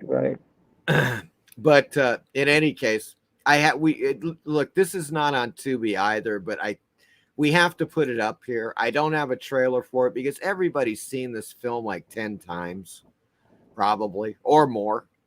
It's the Rocky Horror Picture Show, folks. And yes, it is often rated as one of the greatest, if not the greatest cult movie of all time. You will see this come up on, top 100 lists as number one, or at least in the top 10. Definitely. And it's a great movie. And it is definitely a fantastic horror musical. There is no... What can be said? I don't know what else to say. Everybody knows it. They can probably recite lyrics by heart, all that stuff. It's just one of the greats. So that's kind of the way I looked at it. And I think that, Kevin, you probably agree. Everybody knows it. It's not anything really new. It's not like Wild Zero, where a lot of people be like, what is that? Everybody knows Rocky Horror. Rocky Horror's an institution now. It is. And it was for the longest time. Remember the cinema on Sunset, Kevin, that it played as a midnight show for it was forever. Yeah. God, for 20 or 30 years. I mean, literally. It was well into the 90s. It may have stopped in the 2000s. But it was a midnight show. And it was just a cult phenomenon. Probably the first interactive movie ever made. And they knew what they were doing because, of course, it was originally a play. It was a musical. And so they made the movie, and they knew that people would react in certain, to scenes and so forth the same way. And they did. And it just became this interactive movie that people went to see on a week. God, I knew people that went to see it every freaking weekend. You know what I'm saying? I couldn't do that myself, but I did love it. I love the film. And of course, a young and vivacious Susan Sarandon. Oh, yes. Good Lord. Okay. Yeah. Okay. Now that's it. That takes care of our non-Tuby stuff. Folks, we're heading over to Tuby land.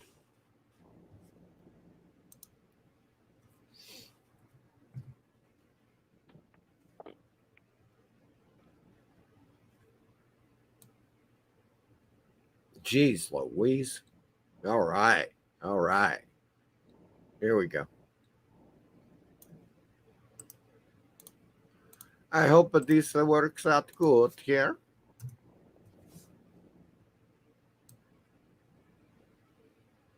There we go. All right, folks, we're on Tuby. There's a lot of horror rock films on Tuby.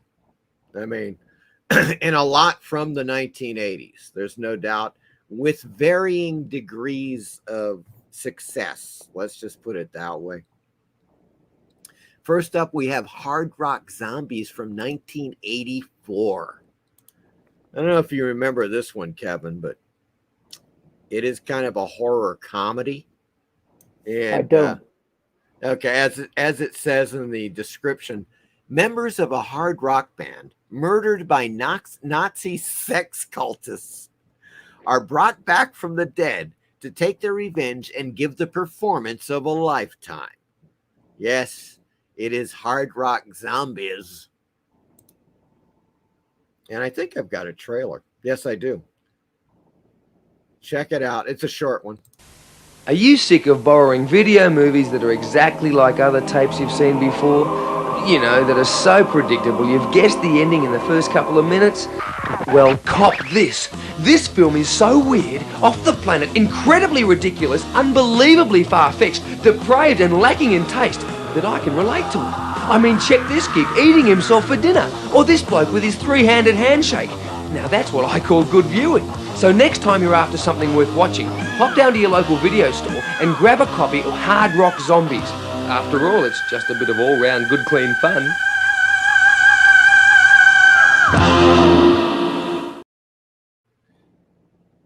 Well, there we go. That's Hard Rock Zombies, folks. And the trailer is the best thing about the movie. Let me just kind of put it that way.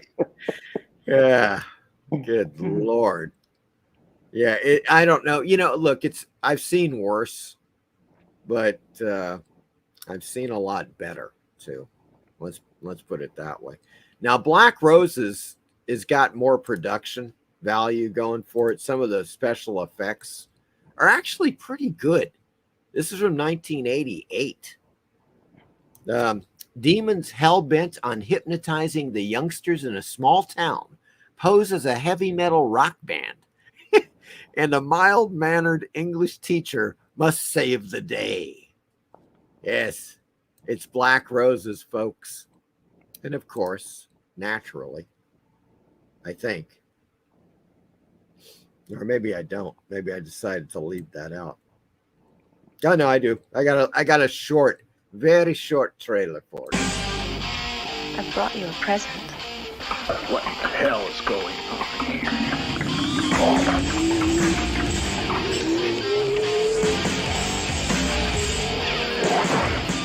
What you do with my kids?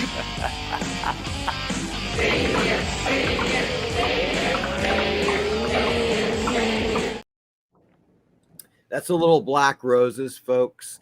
As you can see, the special makeup effects are definitely a big step up from Hard Rock Zombies. I mean, no doubt about that. And it is pretty entertaining. Black Roses is a film you might want to check out on Tuby, and it's got it's great combo of, you know, hard rock from the 80s and horror. So there you go, with some really cool special makeup effects. No doubt about that. Now, this next one I have not watched. It's called Horror. You've seen it? Yes. What did you think? It's horrible. Should they have called it Horrible Rock? That would have been more appropriate. Yeah.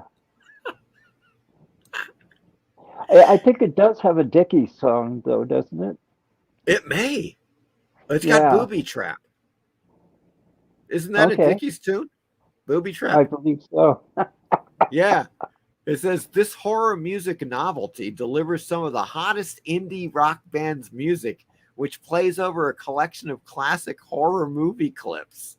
Yeah, other than that, it's really horrible. It's mostly public domain stuff like Night of the Living Dead.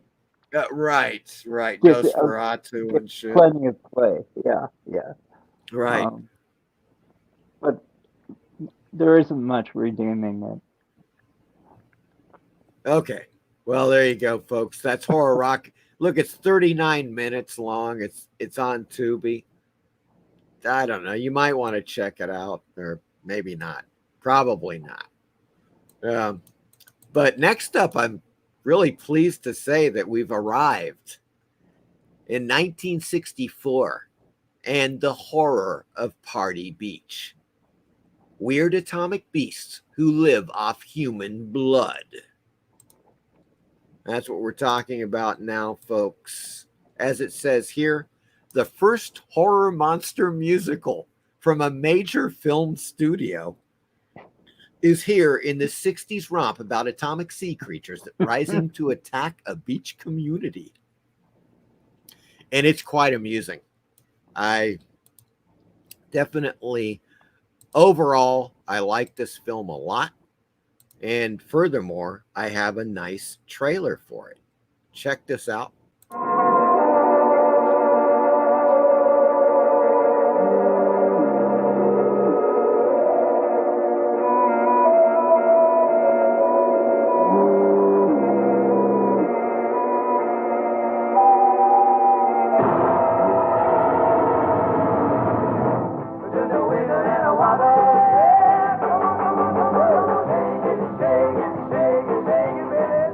While the beach set twists to the big beat sound of the Delaires, swinging out with 6 rocking hits. While the cycle gangs burn up the road and strong-arm their way into the party with fists flying. While teenagers prepare for a secluded slumber party, ghoulish atomic beasts who live off human blood.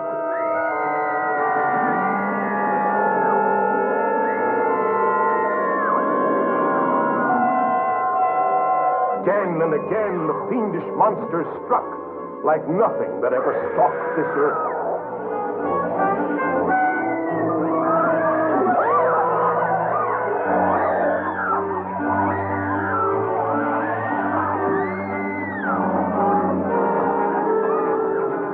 An entire city in the throes of panic, at the mercy of demons from the dead.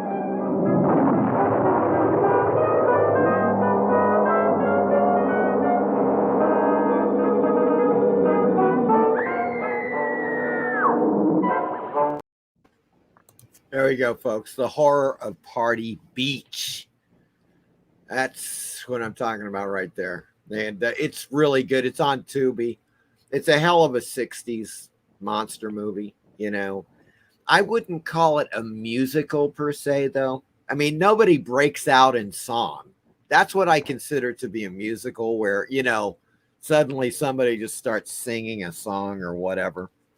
They just have groups playing, like they're, you know, on the beach, and the Bel Airs are jamming. They're playing some songs and people are dancing and stuff. And it's just really a good horror rock movie, and an early one. Very, very early. No doubt about that. As far as like a really solid horror rock flick. Horror of Party Beach, folks. It is on Tuby. Check it out. Check that one out. And we're going to jump to the year 2000 with Psycho Beach Party next. Now, I saw this probably close to when it came out in 2000. So it's been at least 20 years. And this has got somebody that I recognize. Who's that? Maybe it's Amy. No, it's Lauren Ambrose. She's the redhead, I believe, in this film. But in any case, as it says, Chicklet, a 16-year-old tomboy with dissociative identity disorder, attempts to be part of the in crowd of Malibu beach surfers. There you go, folks. And I may have a little trailer, or I may not. Maybe this is one I decided not to do. It has good production values. It does have good production value. No doubt. And yeah, it's just, I don't have a trailer, folks. It's an entertaining film. You may want to check it out. I mean, it's definitely, I think it's worth watching once. So there you go. You know, now as far as Stop, Shout, Scream, which is 2005, let's get over here and check this out. I have not seen this entire film. I've seen clips from it, but I plan on watching it. It is on Tuby. It's on my list, and I will watch it soon. As it says, ride the vintage waves of this beach party as a skunk ape monster encounters a rockin' all-girl band. Hilarity and horror ensue. There you go, folks. That is Stomp, Shout, Scream. And I've got a little snippet from this film. Very short. Stomp, shout, scream. We were all dancing, we were having a ball.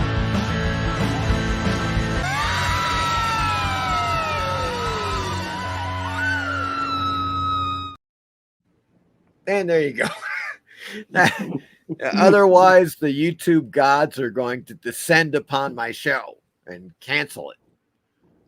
Because that's all it is. It's just they play the whole song, and that song I remember it got radio play and stuff like that. You know, it made some kind of waves. Pardon the pun, but yeah. And so I think that it's one of those things that if you played a minute of it, they would probably get you. You know what I'm saying? But that is Stomp, Shout, Scream from 2005. And it's got some really, let's put it this way, some really attractive beach bikini babes in it, which is another factor, folks. Okay. It's got a cheesy monster, a skunk ape, menacing babes on the beach in bikinis. That's what I'm talking about right there. As it says right here, a beach party, rock and roll monster movie. That's what it is. Stomp, Shout, Scream. Now playing on Tuby. And we're gonna go. We're kind of keeping with that idea. All of these films harken back to the 1960s. This one literally is a film from 1965 called The Beach Girls and the Monster. I have seen this film. It's not as good as Horror Party Beach, but it's all right. As it says here, the original uncut schlock classic. When a series of deaths occur at a local beach, the suspects are narrowed down to either a nightmarish monster or a maniacal murderer. It's got to be one of the two. Okay. Right there with the beach girls and the monster. A lot of really hot babes on the beach, bikinis, the whole thing menaced by a monster. And for that reason, I recommend The Beach Girls and the Monster, 1965. Next up, it's 2006, Flying Saucer Rock and Roll. I have not seen this entire film. It is labeled as a sci-fi horror comedy. And once again, they're hearkening back to the 1950s. As it says, this 1950s science fiction tale follows a clueless crew caught in a trap set by pot-smoking zombies sent to capture the women of Earth. Well, right off the bat, you know something's wrong, because there's no freaking 1950s science fiction film that ever dealt with pot-smoking zombies or even pot-smoking teenagers, to my knowledge. So I don't know where the hell they're getting that from. But it's on Tuby, folks, if you're interested. Flying Saucer Rock and Roll. The next one's 1999, and it's Rock and Roll Frankenstein, which I've seen too much of.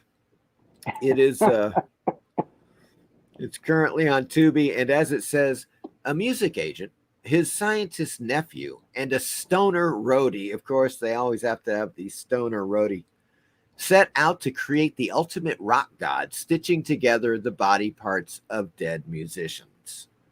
It's Rock and Roll Frankenstein. And so that's coming your way on Tuby as well.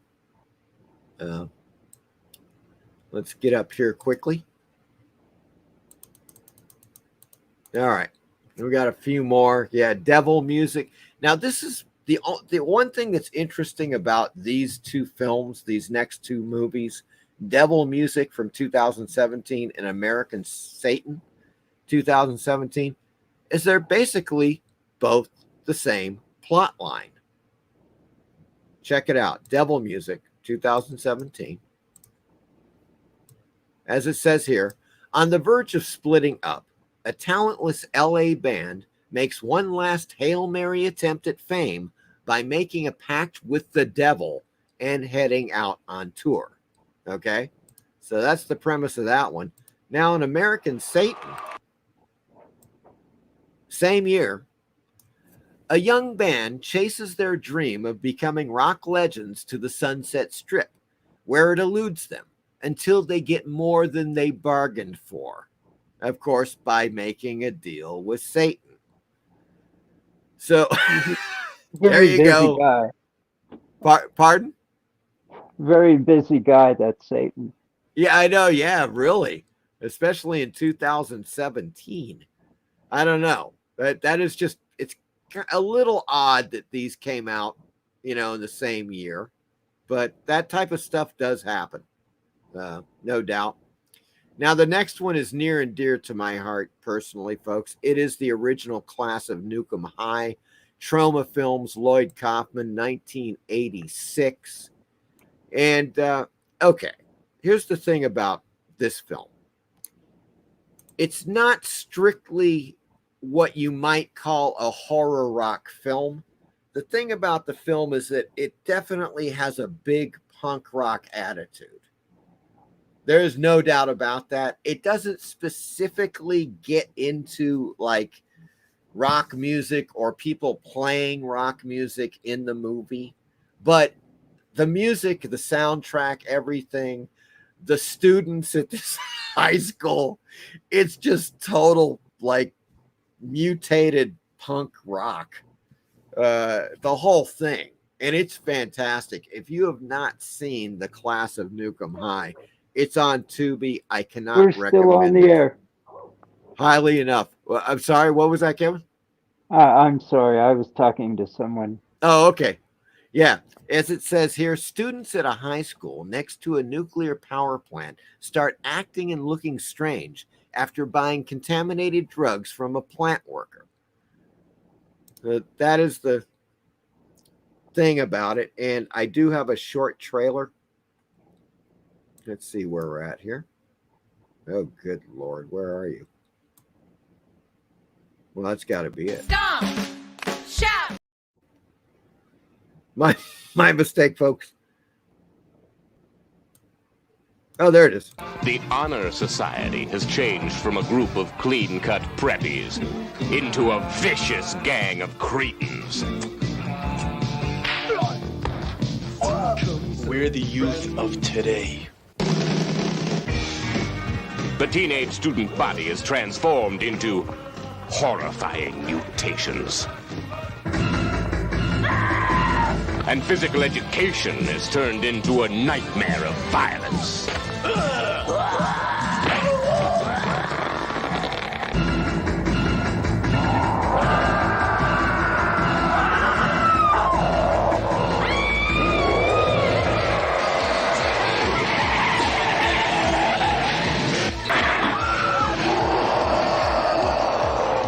The Class of Nukem High. There you go. The Class of Nukem. What a great trailer. Hilarious film. I just love it, man. It had some good practical effects. Really good practical effects, yes. There is no doubt. Here we go with our last three.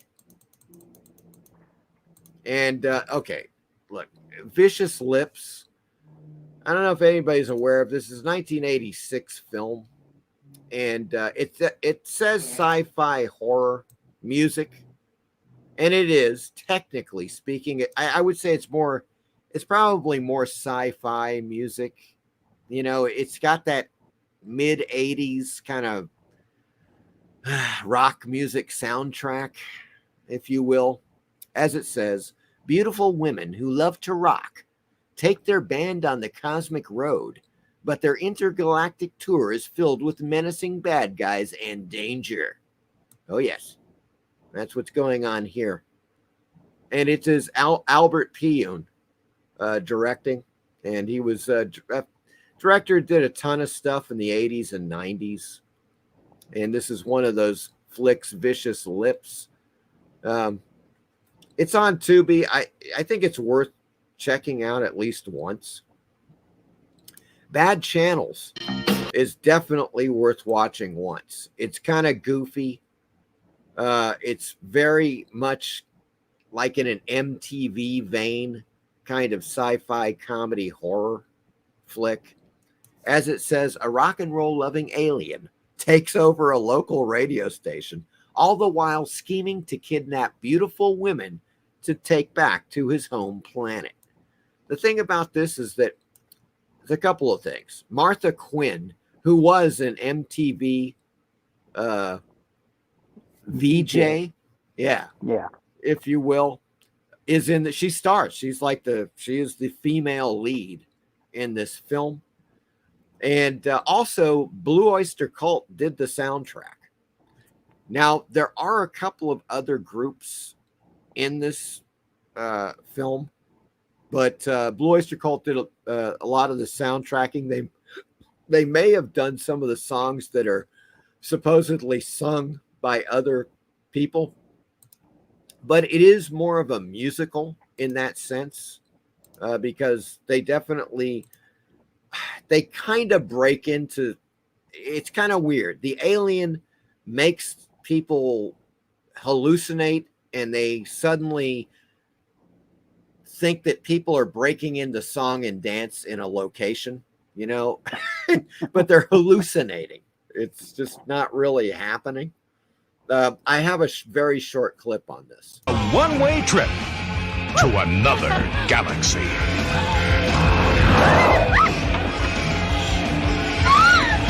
It really sucks!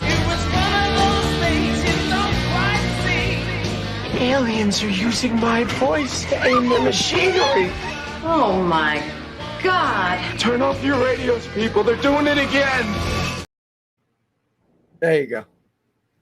Very short clip from Bad Channels, folks. And of course, that is Full Moon Entertainment, Charles Band on the scene there. So it's worth watching.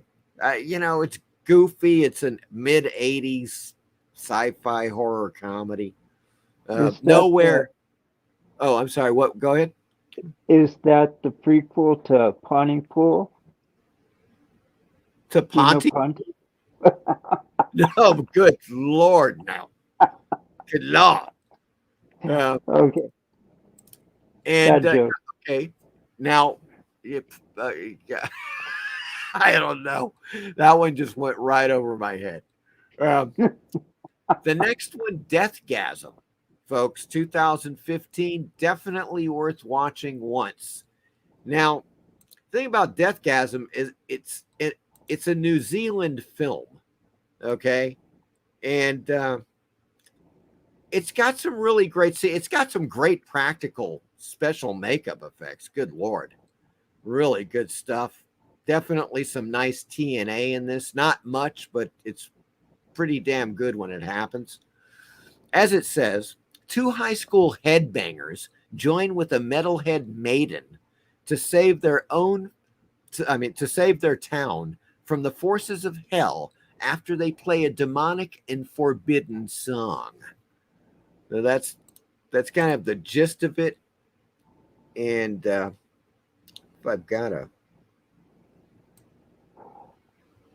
Do you have one you didn't cover was Suck from I'm getting to, yeah, I've got that. I've got it's okay. Yeah, that's kind of like the extra the surprise edition, I guess, because that wasn't originally part of the lineup. But I do have it, and we are going to that now because it should be on top. Let's take a look. There it is. Oh, yeah, and also, too, yeah, I think Papillon is perhaps one of the greatest horror rock films ever made from 1973. Just kidding, folks. It just happens to be on my list. Mike. Yeah. I'm going to escape one day. Dun, dun, dun, dun, dun. Something like that. I don't know. But in any case, as Kevin was just saying, Suck from 2009. It doesn't suck, folks. Actually, it's pretty entertaining. Although I thought the ending sucked. But otherwise, a pretty entertaining film with a lot of people in it. Check it out. When the members of a struggling band turn into vampires, they find that their newfound powers are giving them the boost they need to make it big. And Alice Cooper is in this film. Iggy Pop as well. Yes. They both have speaking roles. Yeah, that is true. Yeah, actually, kind of substantial speaking roles in this film. And I liked it. I thought it was pretty good. The production values are better than anything we've looked at tonight. Yeah, it's very well done. It's just I thought the ending was almost nonsensical. Yeah, it was pretty silly. Yeah. Yeah. Like I don't know. Yeah. Otherwise, yeah, very entertaining film. And I think I've got a bit of a trailer. Yes, I do. When darkness falls and evil rules the land, it's time to rock. We're rolling. Jennifer? You look different. No, I'm the same old Jennifer. Oh, she's a nightmare. I'm thirsty. You want to suck? All right, she sucks. Join a struggling band. Man's gotta have his dreams. Something really strange happened tonight.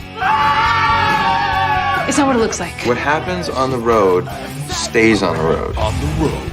We're all going to die. To hell.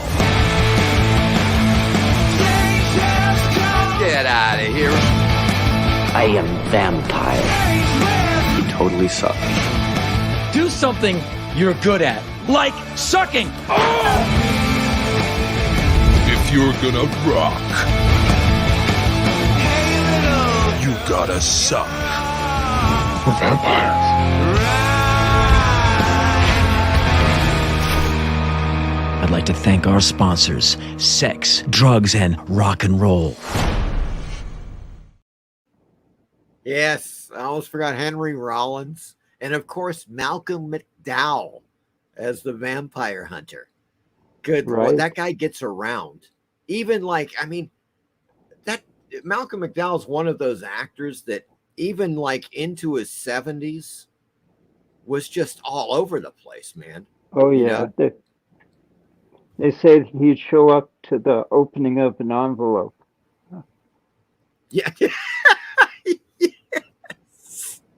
Indeed. Also, Driller Killer. I had to add this one to the mix, man. 1979. This is Abel Ferrara. And, of course, he also stars in this film as the Driller Killer. The thing about this movie is that it's not really a rock musical or anything like that, but Jerry Coca-Cola and the Roosters play in this film. They literally play in it. So definitely has that, and they're really good. As he says, As it says here, when a struggling New York artist is pushed to the edge, he takes to the streets with a power drill to attack and murder unsuspecting pedestrians. That is the the premise of it. 1979, Abel Ferrara, like one of his early, God, Indeed. maybe his Who first did feature. King of New York with Christopher Walken. Sure did. And, Also and did Bad Lieutenant. Yeah. Bad Lieutenant. He did The Body Snatchers, which was the third adaptation of the Jack Finney novel. Which was pretty good. Which is good. Yeah. Oh, absolutely. So Abel Ferrara's got quite a list. Driller Killer is really entertaining, folks. If you haven't seen Driller Killer, check it out. It is definitely very low budget. Early Abel Ferrara, but a hell of a lot of fun. Let's put it that way.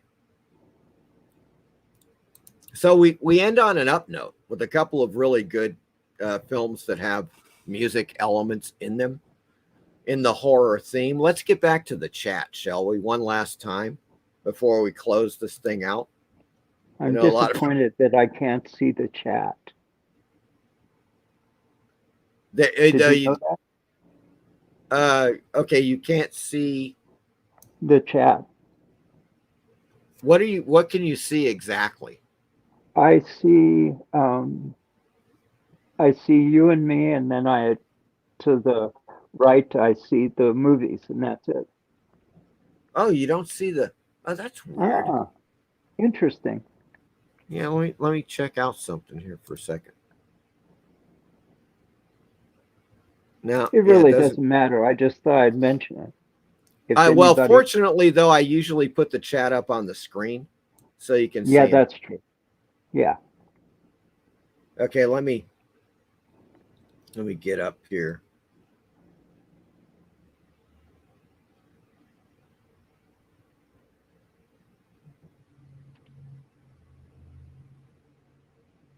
Oh, there we go. All right. Steve says, I saw clips of Wild Zero on Hypnotic Eye. Ah, very interesting. Very bloody. Yes, it is. It's a gore. It looks like a gore fest. I have not seen the film, but the trailer is bloody as hell. Horror at Party Beach and Wild Zero at your local drive-in. That would be a combo. Emperor Hirohito called. Stop the music on Wild Zero. Daughters of Yoko Ono. No, that wasn't the name. Nope. No, it was a one name, one actual word for this Japanese group, and they were freaking awesome. And Bones of Brundage is on Prime without paying anything additional. Bones of Brundage on Prime. And Suck is also. Okay. One thing to mention, Rocky Horror Phantom in Paradise were pre-punk rock. Yes, that is true. Hard to believe I've never seen Rocky Horror Picture Show. Good Lord. That's un-American. I remember the video box of Black Rose with a fancy embossed vinyl rose. Yes. Kevin's brevity speaks volumes, says Steve Harris. It says Apex, sometimes they do play revivals of it. Yes, that is true. Bel Air's had a Freddy and the Dreamers look, probably stolen from Buddy Holly. I think MST3K did a Horror Party Beach. They probably did. They did. Yes, they did. Humanoids from the Deep with music. Dave, my buddy, called it Hemorrhoids from the Deep.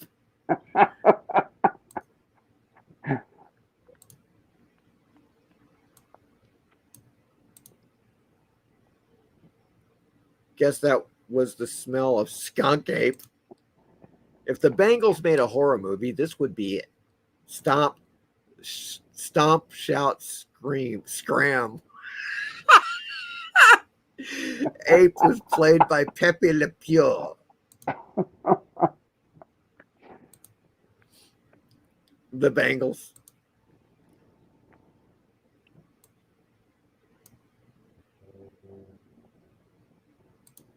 Yeah, well, I'm not going to.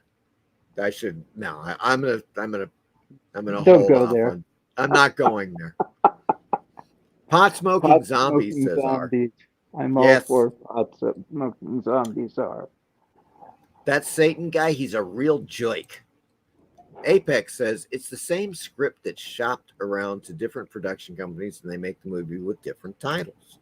I like how you put a real Three Stooges spin on Joy. Joik? Yeah. Hey, yeah, joiks. Apex said the same script. Okay, yeah, you just said that. Show Magic. Yes. That monster looked like the Extra one.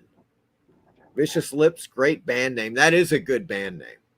I'll give him that on that movie, Vicious Lips. Good one. The Howling and Extra would be a good back-to-back movie night. Both Australian. Yes, absolute classics. Sorry, thinking of Howling sequels. Okay. It's all right, Steve. Papillon is a trippy movie. Yes, it's one of the great horror rock films. Extra is UK. And well, Ara knows her shit. I Yes, am she does. quite impressed. She's a keeper, folks. That's what I'm talking about right now. Steve says, okay, I watched it lately. What? Extra or Papillon? I don't know. I give up at this point. Papillon should never have been remade. Yeah, no. Like any other great film, like The Exorcist. What the fuck? Why would you even touch that movie? Or Psycho. You know? Or Psycho, or God, Jesus, these people need to be shot. It should be that if they try to remake a truly a great film, that if it's bad, the director needs to be shot. And that legally can be legally shot. Never heard of Suck? Well, it is on Tuby, Apex. Check it out. It's a recent addition, as a matter of fact, to Tuby. Steve says, who remembers the other Alice Cooper horror movie role? Yeah, he was in Prince of Darkness. We were talking about that one. It wasn't a huge role, but it was really cool. He was really creepy in that film. Incidentally, the Alice Cooper band, before he was even popular, have I suppose a live scene of them on stage in Diary of a Mad Housewife with Diary Snodgrass, 1969, right. I think. Yes, indeed. Good Lord, yeah. You know, Alice Cooper is down here. He's this month. He's at a horror convention here in Florida. So he's still getting around, you know. Absolutely amazing, man. Good old Alice Cooper. McDowell's character's name was Eddie Van Helsing. Yeah, he was in Suck. That is true, Dave Jones. Steve, most of the movies I have seen should have been titled Suck. I agree, Steve. Driller Killer, very much innuendo. He was in Freddy Krueger. Alice Cooper was in Freddy Krueger. Was in in one of them, yeah. Okay. Wow. Addiction. Oh yeah, The Addiction by Abe Ferrara about the vampires. Great movie, yeah. Yes. With Christopher Walken again. Right. And that the thing about Ferrara is that he proved that you could make really riveting films for very little money. And especially like making them in New York, man.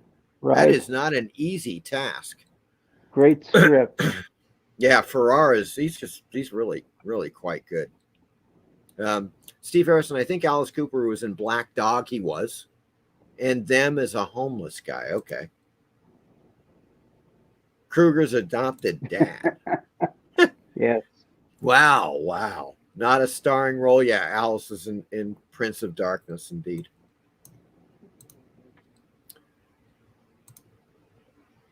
late to the game. It's what is it? Looking at crap. Hello, looking at crap. You've come to the right place. No. Now look, we've had some good ones and some not so good ones tonight.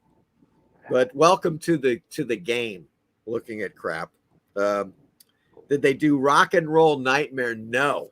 As a matter of fact, that was, looking at crap, that was one I was thinking about doing. It's not on Tuby any longer. Let me make sure about that, because I checked and I could not find it. That is just it is truly one of the great ones. Rock and Roll Nightmare. I don't think so. No. Oh, look at that. They have The Strange Case of Alice Cooper. 1979, the Madhouse Rock Tour. Wow. We forgot to mention Son of Dracula. Ah, shit, Son of Dracula. Fuck. Oh, boy. Yeah, that's another one. Hold that thought. Okay, yeah, it's not in here, unfortunately. But that is a great one, Looking at Crap. Have you ever seen Rock and Roll Nightmare, Kevin? No, I haven't. Okay, all right. Look, indulge me for a second here, because I think I should have gotten a trailer for that, but you got to see this shit. You got to watch it. Rock and Roll Nightmare. I shall seek it out. Trailer. Let me see if I can just find a trailer on it. Oh God, this is just too much. Jesus, they got the whole movie on YouTube, folks. What the fuck is that?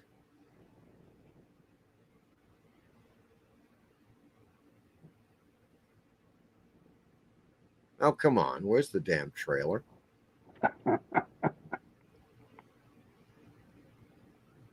What is that? What?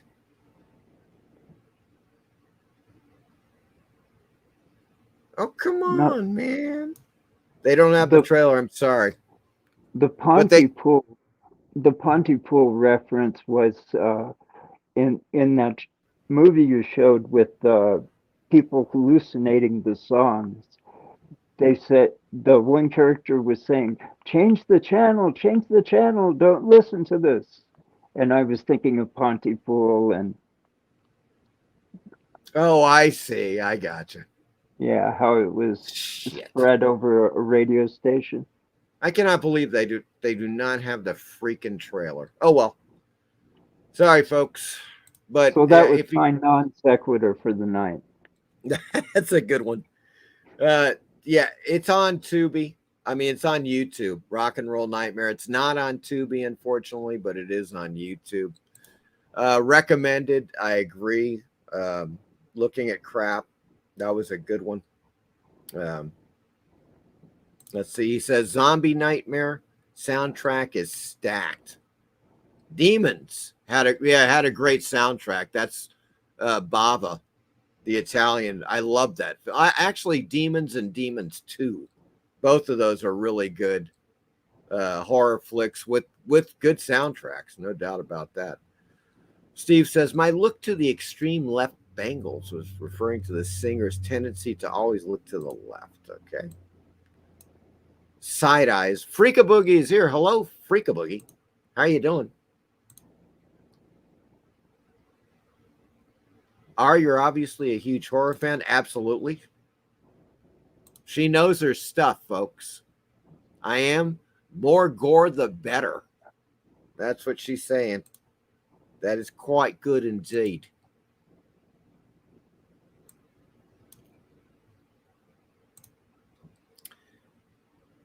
Trick or Treat Castaway on the entire soundtrack. Okay. I remember the Alice Cooper band scene. Okay. Too long. Fastway. Looking at Crap loves in it. Super Duper Alice Cooper is a great doc. Freakaboogie Alice Cooper was in Monster Dog, 1984, right? Yes. Rock and Roll Nightmare, Driller Killer, Triple Threat with Suck. There you go. Show the fight scene. There is the fight scene, but we don't have enough time looking at crap. Rock and Roll Nightmare. Is that the one with Thor? Yep, it's John Michael Thor. That is exactly the one, Dave Jones. Steve Harrison says, recommendation, Triple Bill, Feast 1, 2, and 3, possibly all on Tuby. They are Steve Harrison, and they are quite good. Doing great, Horror Mike. Love the book. Thank you, Freaka Boogie. Excellent. Folks, if you don't know what Freaka Boogie's talking about, it's my book. It's my new book. It's called Pre-Code Horror Comics, the original art edition. You can pick that up at my website, ghostclinic.com. It is also available on Tuby. Okay, so there you go. If you love Pre-Code Horror Comics or just horror comics in general, I think you're going to love Pre-Code Horror Comics, the original art edition. There we go. Okay, so there was somebody else that chimed in here. Thor is a Canadian. He's made a ton of money in European revivals, also selling classic Vancouver Canuck hockey jerseys. Holy Jesus. Okay. And Suck is a Canadian film. Yeah. Without Thor. Without. Okay. All right, guys. Now, there was a film that we missed. And that is, God damn it. Maybe I can. It's Son of Dracula. We can cover it some other time. Oh, I got it right here. Okay. Well, as a matter of fact, I am sure they have the trailer. There it is right here. Oh, shit. It's only 32 seconds. Hold on. If it's on Tubi, it's the wrong Son of Dracula. No, this is YouTube. Okay. Here we go, folks. Let's play the trailer first. This is Nielsen's Son of Dracula.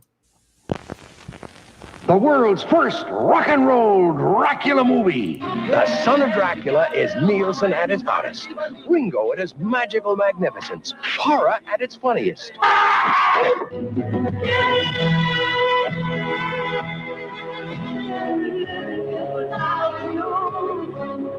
Son of Dracula, rated PG.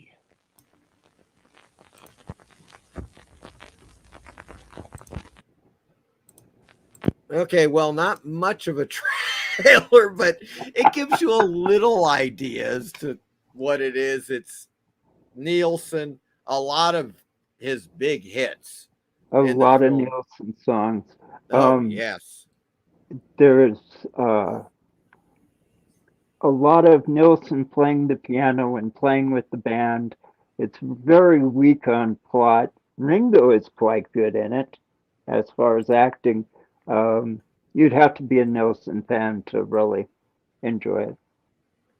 Well, now, wait a second. I swear to God, I put in... Okay, hold on.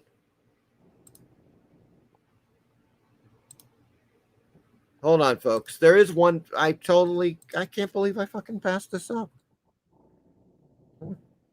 Dang it. What the hell? Hold on.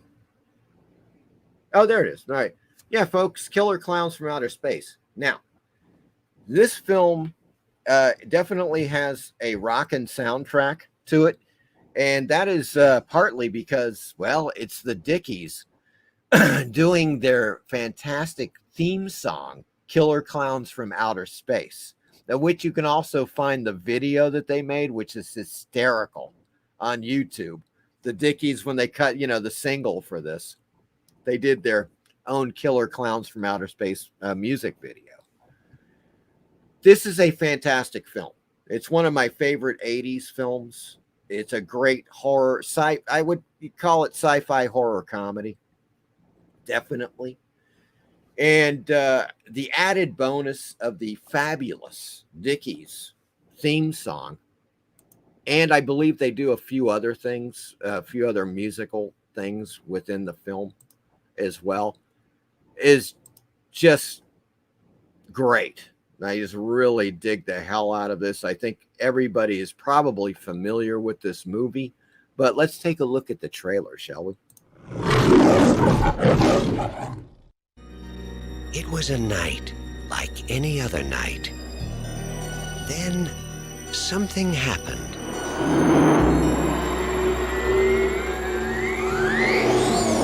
You see that? Something different. It's no shooting star. Why here? Why now? Why clowns?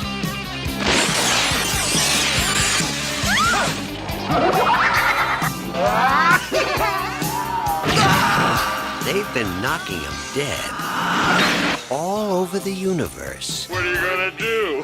Knock my block off?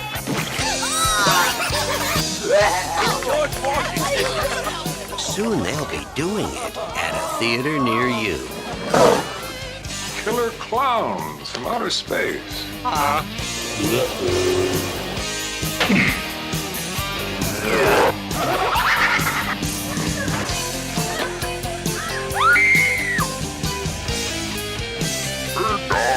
Pizza? Maybe they're just cruising through the galaxy and stopped here for a bite to eat. You don't need a police pal, you need a psychiatrist.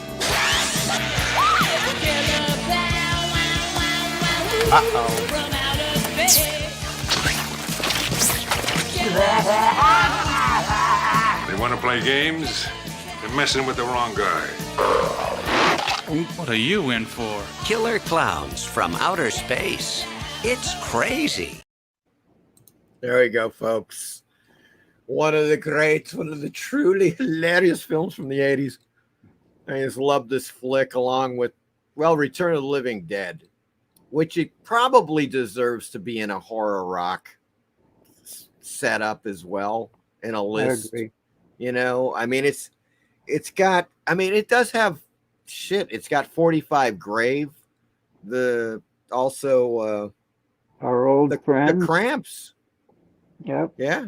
Oh yeah, man. A lot of people, as a matter of fact, are involved with it. So it should be in the list. It is a fantastic film. But now what I want to do, guys, this is the last thing on the list because I did advertise it, and I think that it's worth doing, definitely. Everybody in the chat and myself and Kevin included. I'd like to see what your absolute favorite horror rock film of all time is. What is the absolute tops for you?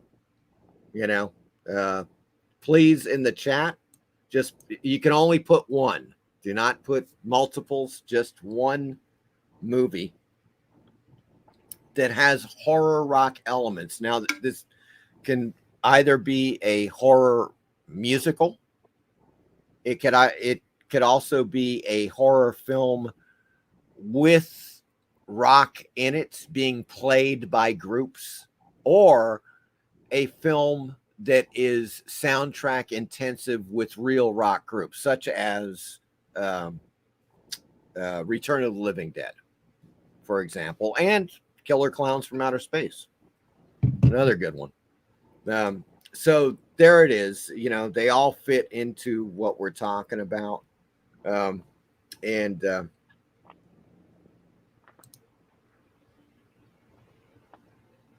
Let me see something here. Okay. Nielsen Schmielsen. We got a few. That was it. That was an album, right? Yes. Okay. Dave Jones, we all have a story of shame. True. Lowell Nielsen was great. Yep. There was also a Son of Schmielsen. Yeah, Son of Schmielsen, right. Nielsen passed away too soon. John Vernon, Dean Wormer in Animal House. Yes. He's also in Killer Clowns, and he's so great.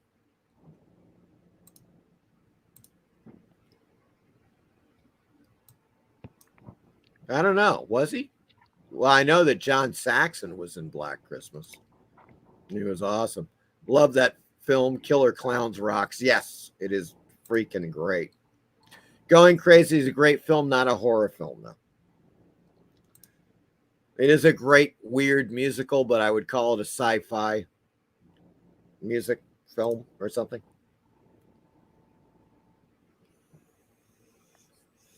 That's a good choice. The film, yeah, it's just, I mean, okay, there is a part, there's the B-17 sequence, which is horror. The rest of it's sci-fi, you know. I wouldn't call it a horror film. It does have that one sequence, which is really cool. But that sequence itself doesn't really have it doesn't have horror like rock music to it. It's like got that like weird suspenseful, whatever, typical soundtrack type of stuff. Strangely enough, though, that was the sequence that was written by Dan O'Bannon. Bringing back Dan O'Bannon. He also wrote that B-17 sequence. The 6 Degrees of Dan O'Bannon. Yep. Return of the Living Dead for sure. Looking at crap, he's got Return of the Living Dead. Okay, here we go. This is the best of right here, folks. Steve Harrison, Phantom of the Paradise. Very good choice. Apex also Phantom of the Paradise.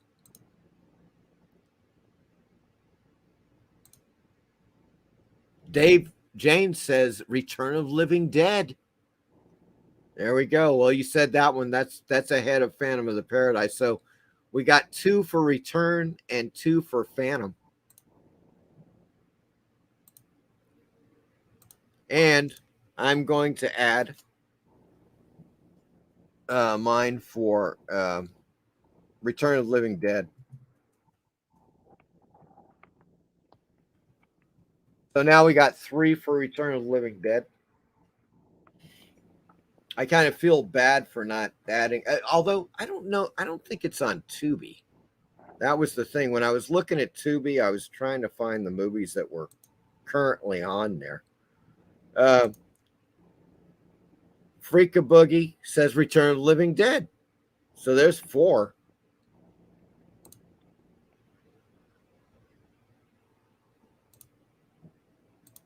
Kevin, what say you? I have to say Return of the Living Dead. It's the strongest film. It is. It really is. I love the practicals and killer clowns, but Return of the Living Dead was a better made film. Yeah, it is. Well, they had definitely a bit more of a budget, and also it's more horror. Yeah. Like Dan O'Bannon was going for the throat. I mean, like he was definitely trying to freak people out as well as like make them laugh, but he was also trying to, there's a scary element to that film that, it beyond just the dark humor of it. It's like at your throat kind of horror filmmaking. And I think Dan O'Bannon just hit it on the head. Absolutely. Let's see here.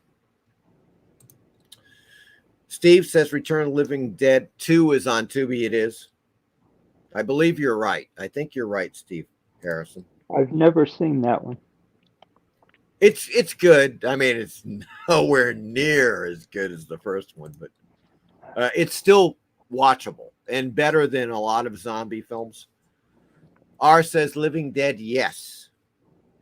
Well, there we go. That's 6. I was thinking Slaughterhouse Rock. There's another one, folks. Boy, God, I haven't seen that in decades, probably. Looking at Crap says, although Demons is my all-time favorite horror movie, Return has everything you need in a movie, and it's got that just amazing soundtrack. Rockin' soundtrack. And folks, here's a little, well, this is something. 45 Grave. I know Kevin knew them. I met them a few times. They were up in Bakersfield. Yeah. 45 Grave, Dinah Cancer. Dinah Cancer. Her real name's Mary Sims. She was trying to escape from LA, and she spent the summer of '85 up in Bakersfield. Oh, and that was nice it. Person. So she was only up there for that summer. Yeah, she's a real sweetheart. Wow. Wow. Okay. Well, that's where I met her, folks. Dying of cancer, 45 grave.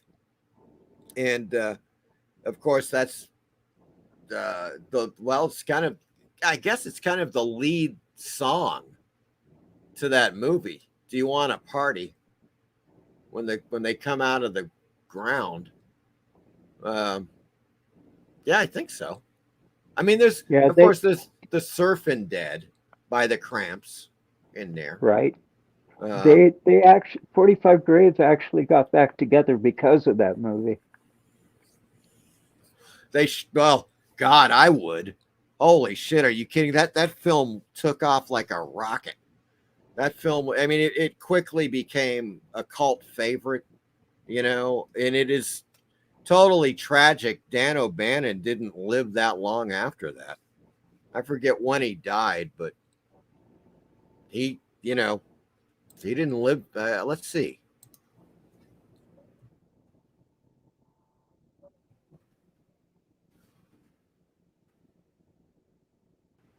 Oh, no. Well, okay. No, he lived until 2009. I'm mistaken. I thought he died in the 90s. But he still died young, though, relatively speaking.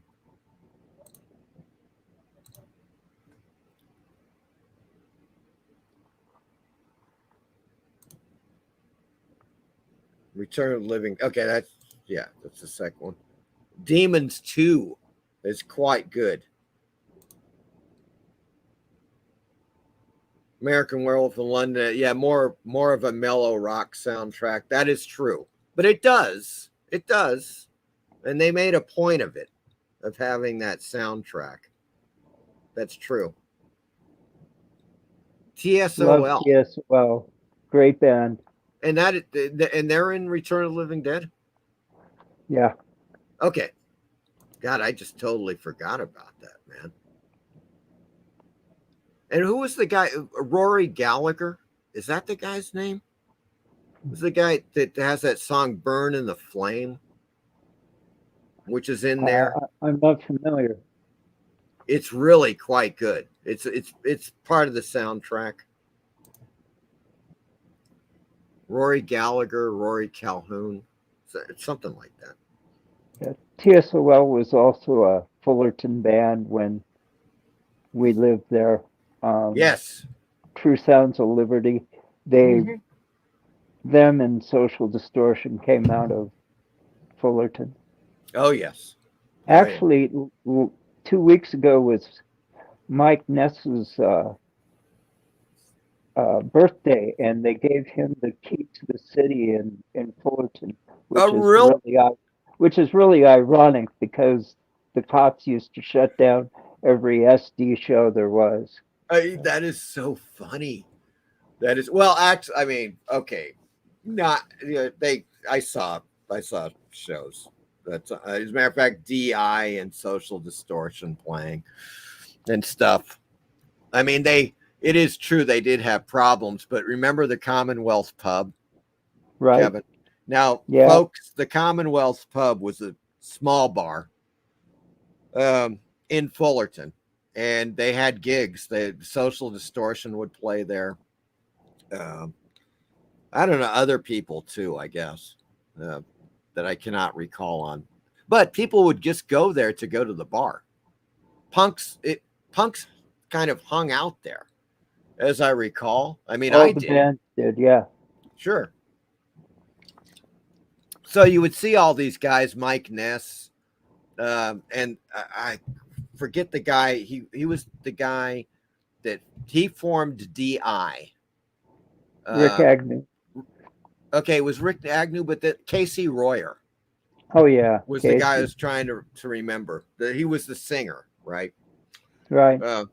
And all these guys would just hang out at the Commonwealth Pub. It was just one of those dive bars that we all knew and loved. Yeah, Vicky worked there. Remember? Vicky, that's right. Yeah. That is right. Good Lord, man. My girlfriend at the time. That is true. Yes. And remember, I don't know if you know, you probably do. You've got to know this.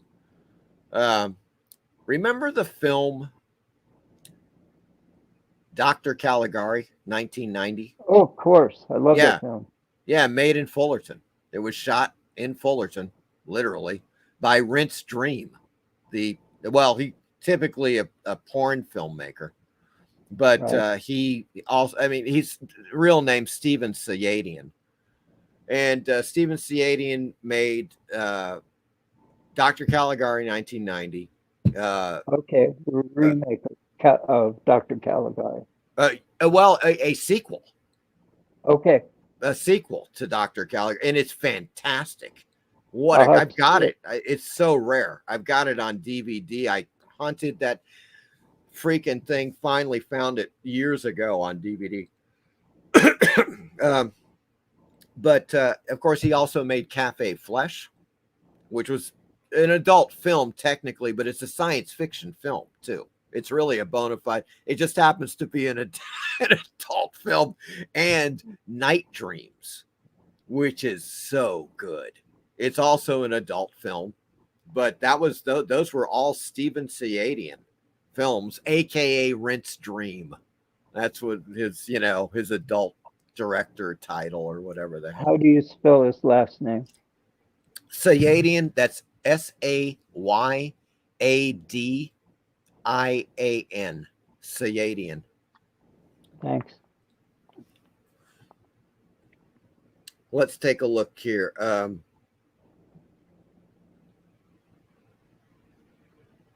Rory. Yes. Clu Gulager was in wasn't he in all three Apex? I mean, he was the bartender in the first one. And I could have sworn he had a part in the second one as well. Mike Ness is fantastic. Ballad of a Lonely Man. Ring of Fire. Yeah, although not, in my opinion, nothing near as good as Wall of Voodoo's version of Ring of Fire. Have you ever heard of that fucking tune? That is, and you know what?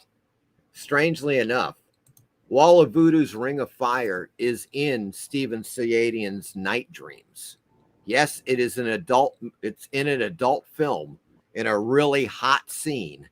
It is Wall of Voodoo's Ring of Fire. And boy, is it scorching hot. It's really good. So Night Dreams is another one I highly recommend. But there you go.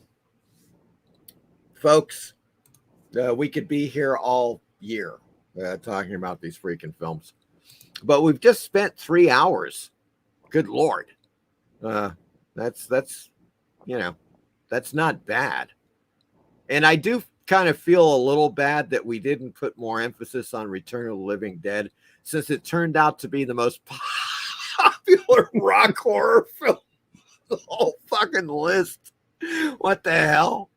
What the hell was, I don't know. My good fiends, we did not. But, I mean, look, it's got the great soundtrack. Other films have the, certain directness of either having rock musicians or rock stars in the film and then performing stuff or whatever, that type of thing where it's really direct. But it is absolutely true, now that I'm thinking about it, that whole soundtrack for Return of the Living Dead is just fantastic. And it is absolutely rock horror. There ain't no doubt about that. And one of the greats.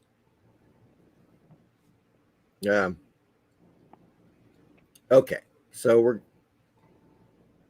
let's take a look here. Eve of Destruction by the Dickies, fantastic. Yeah, their covers are just freaking great. Night Dreams, got to check it out. You should, Apex. It's fantastic. And look for Ring of Fire in that particular scene. It is just smoking hot. Great 3-hour tour, Horror Mike. Thank you. A 3-hour tour. Steve says, nice to meet you, Kevin. You're a great addition in chat and on screen. Well, thank you, Steve. Hope to meet all you guys someday.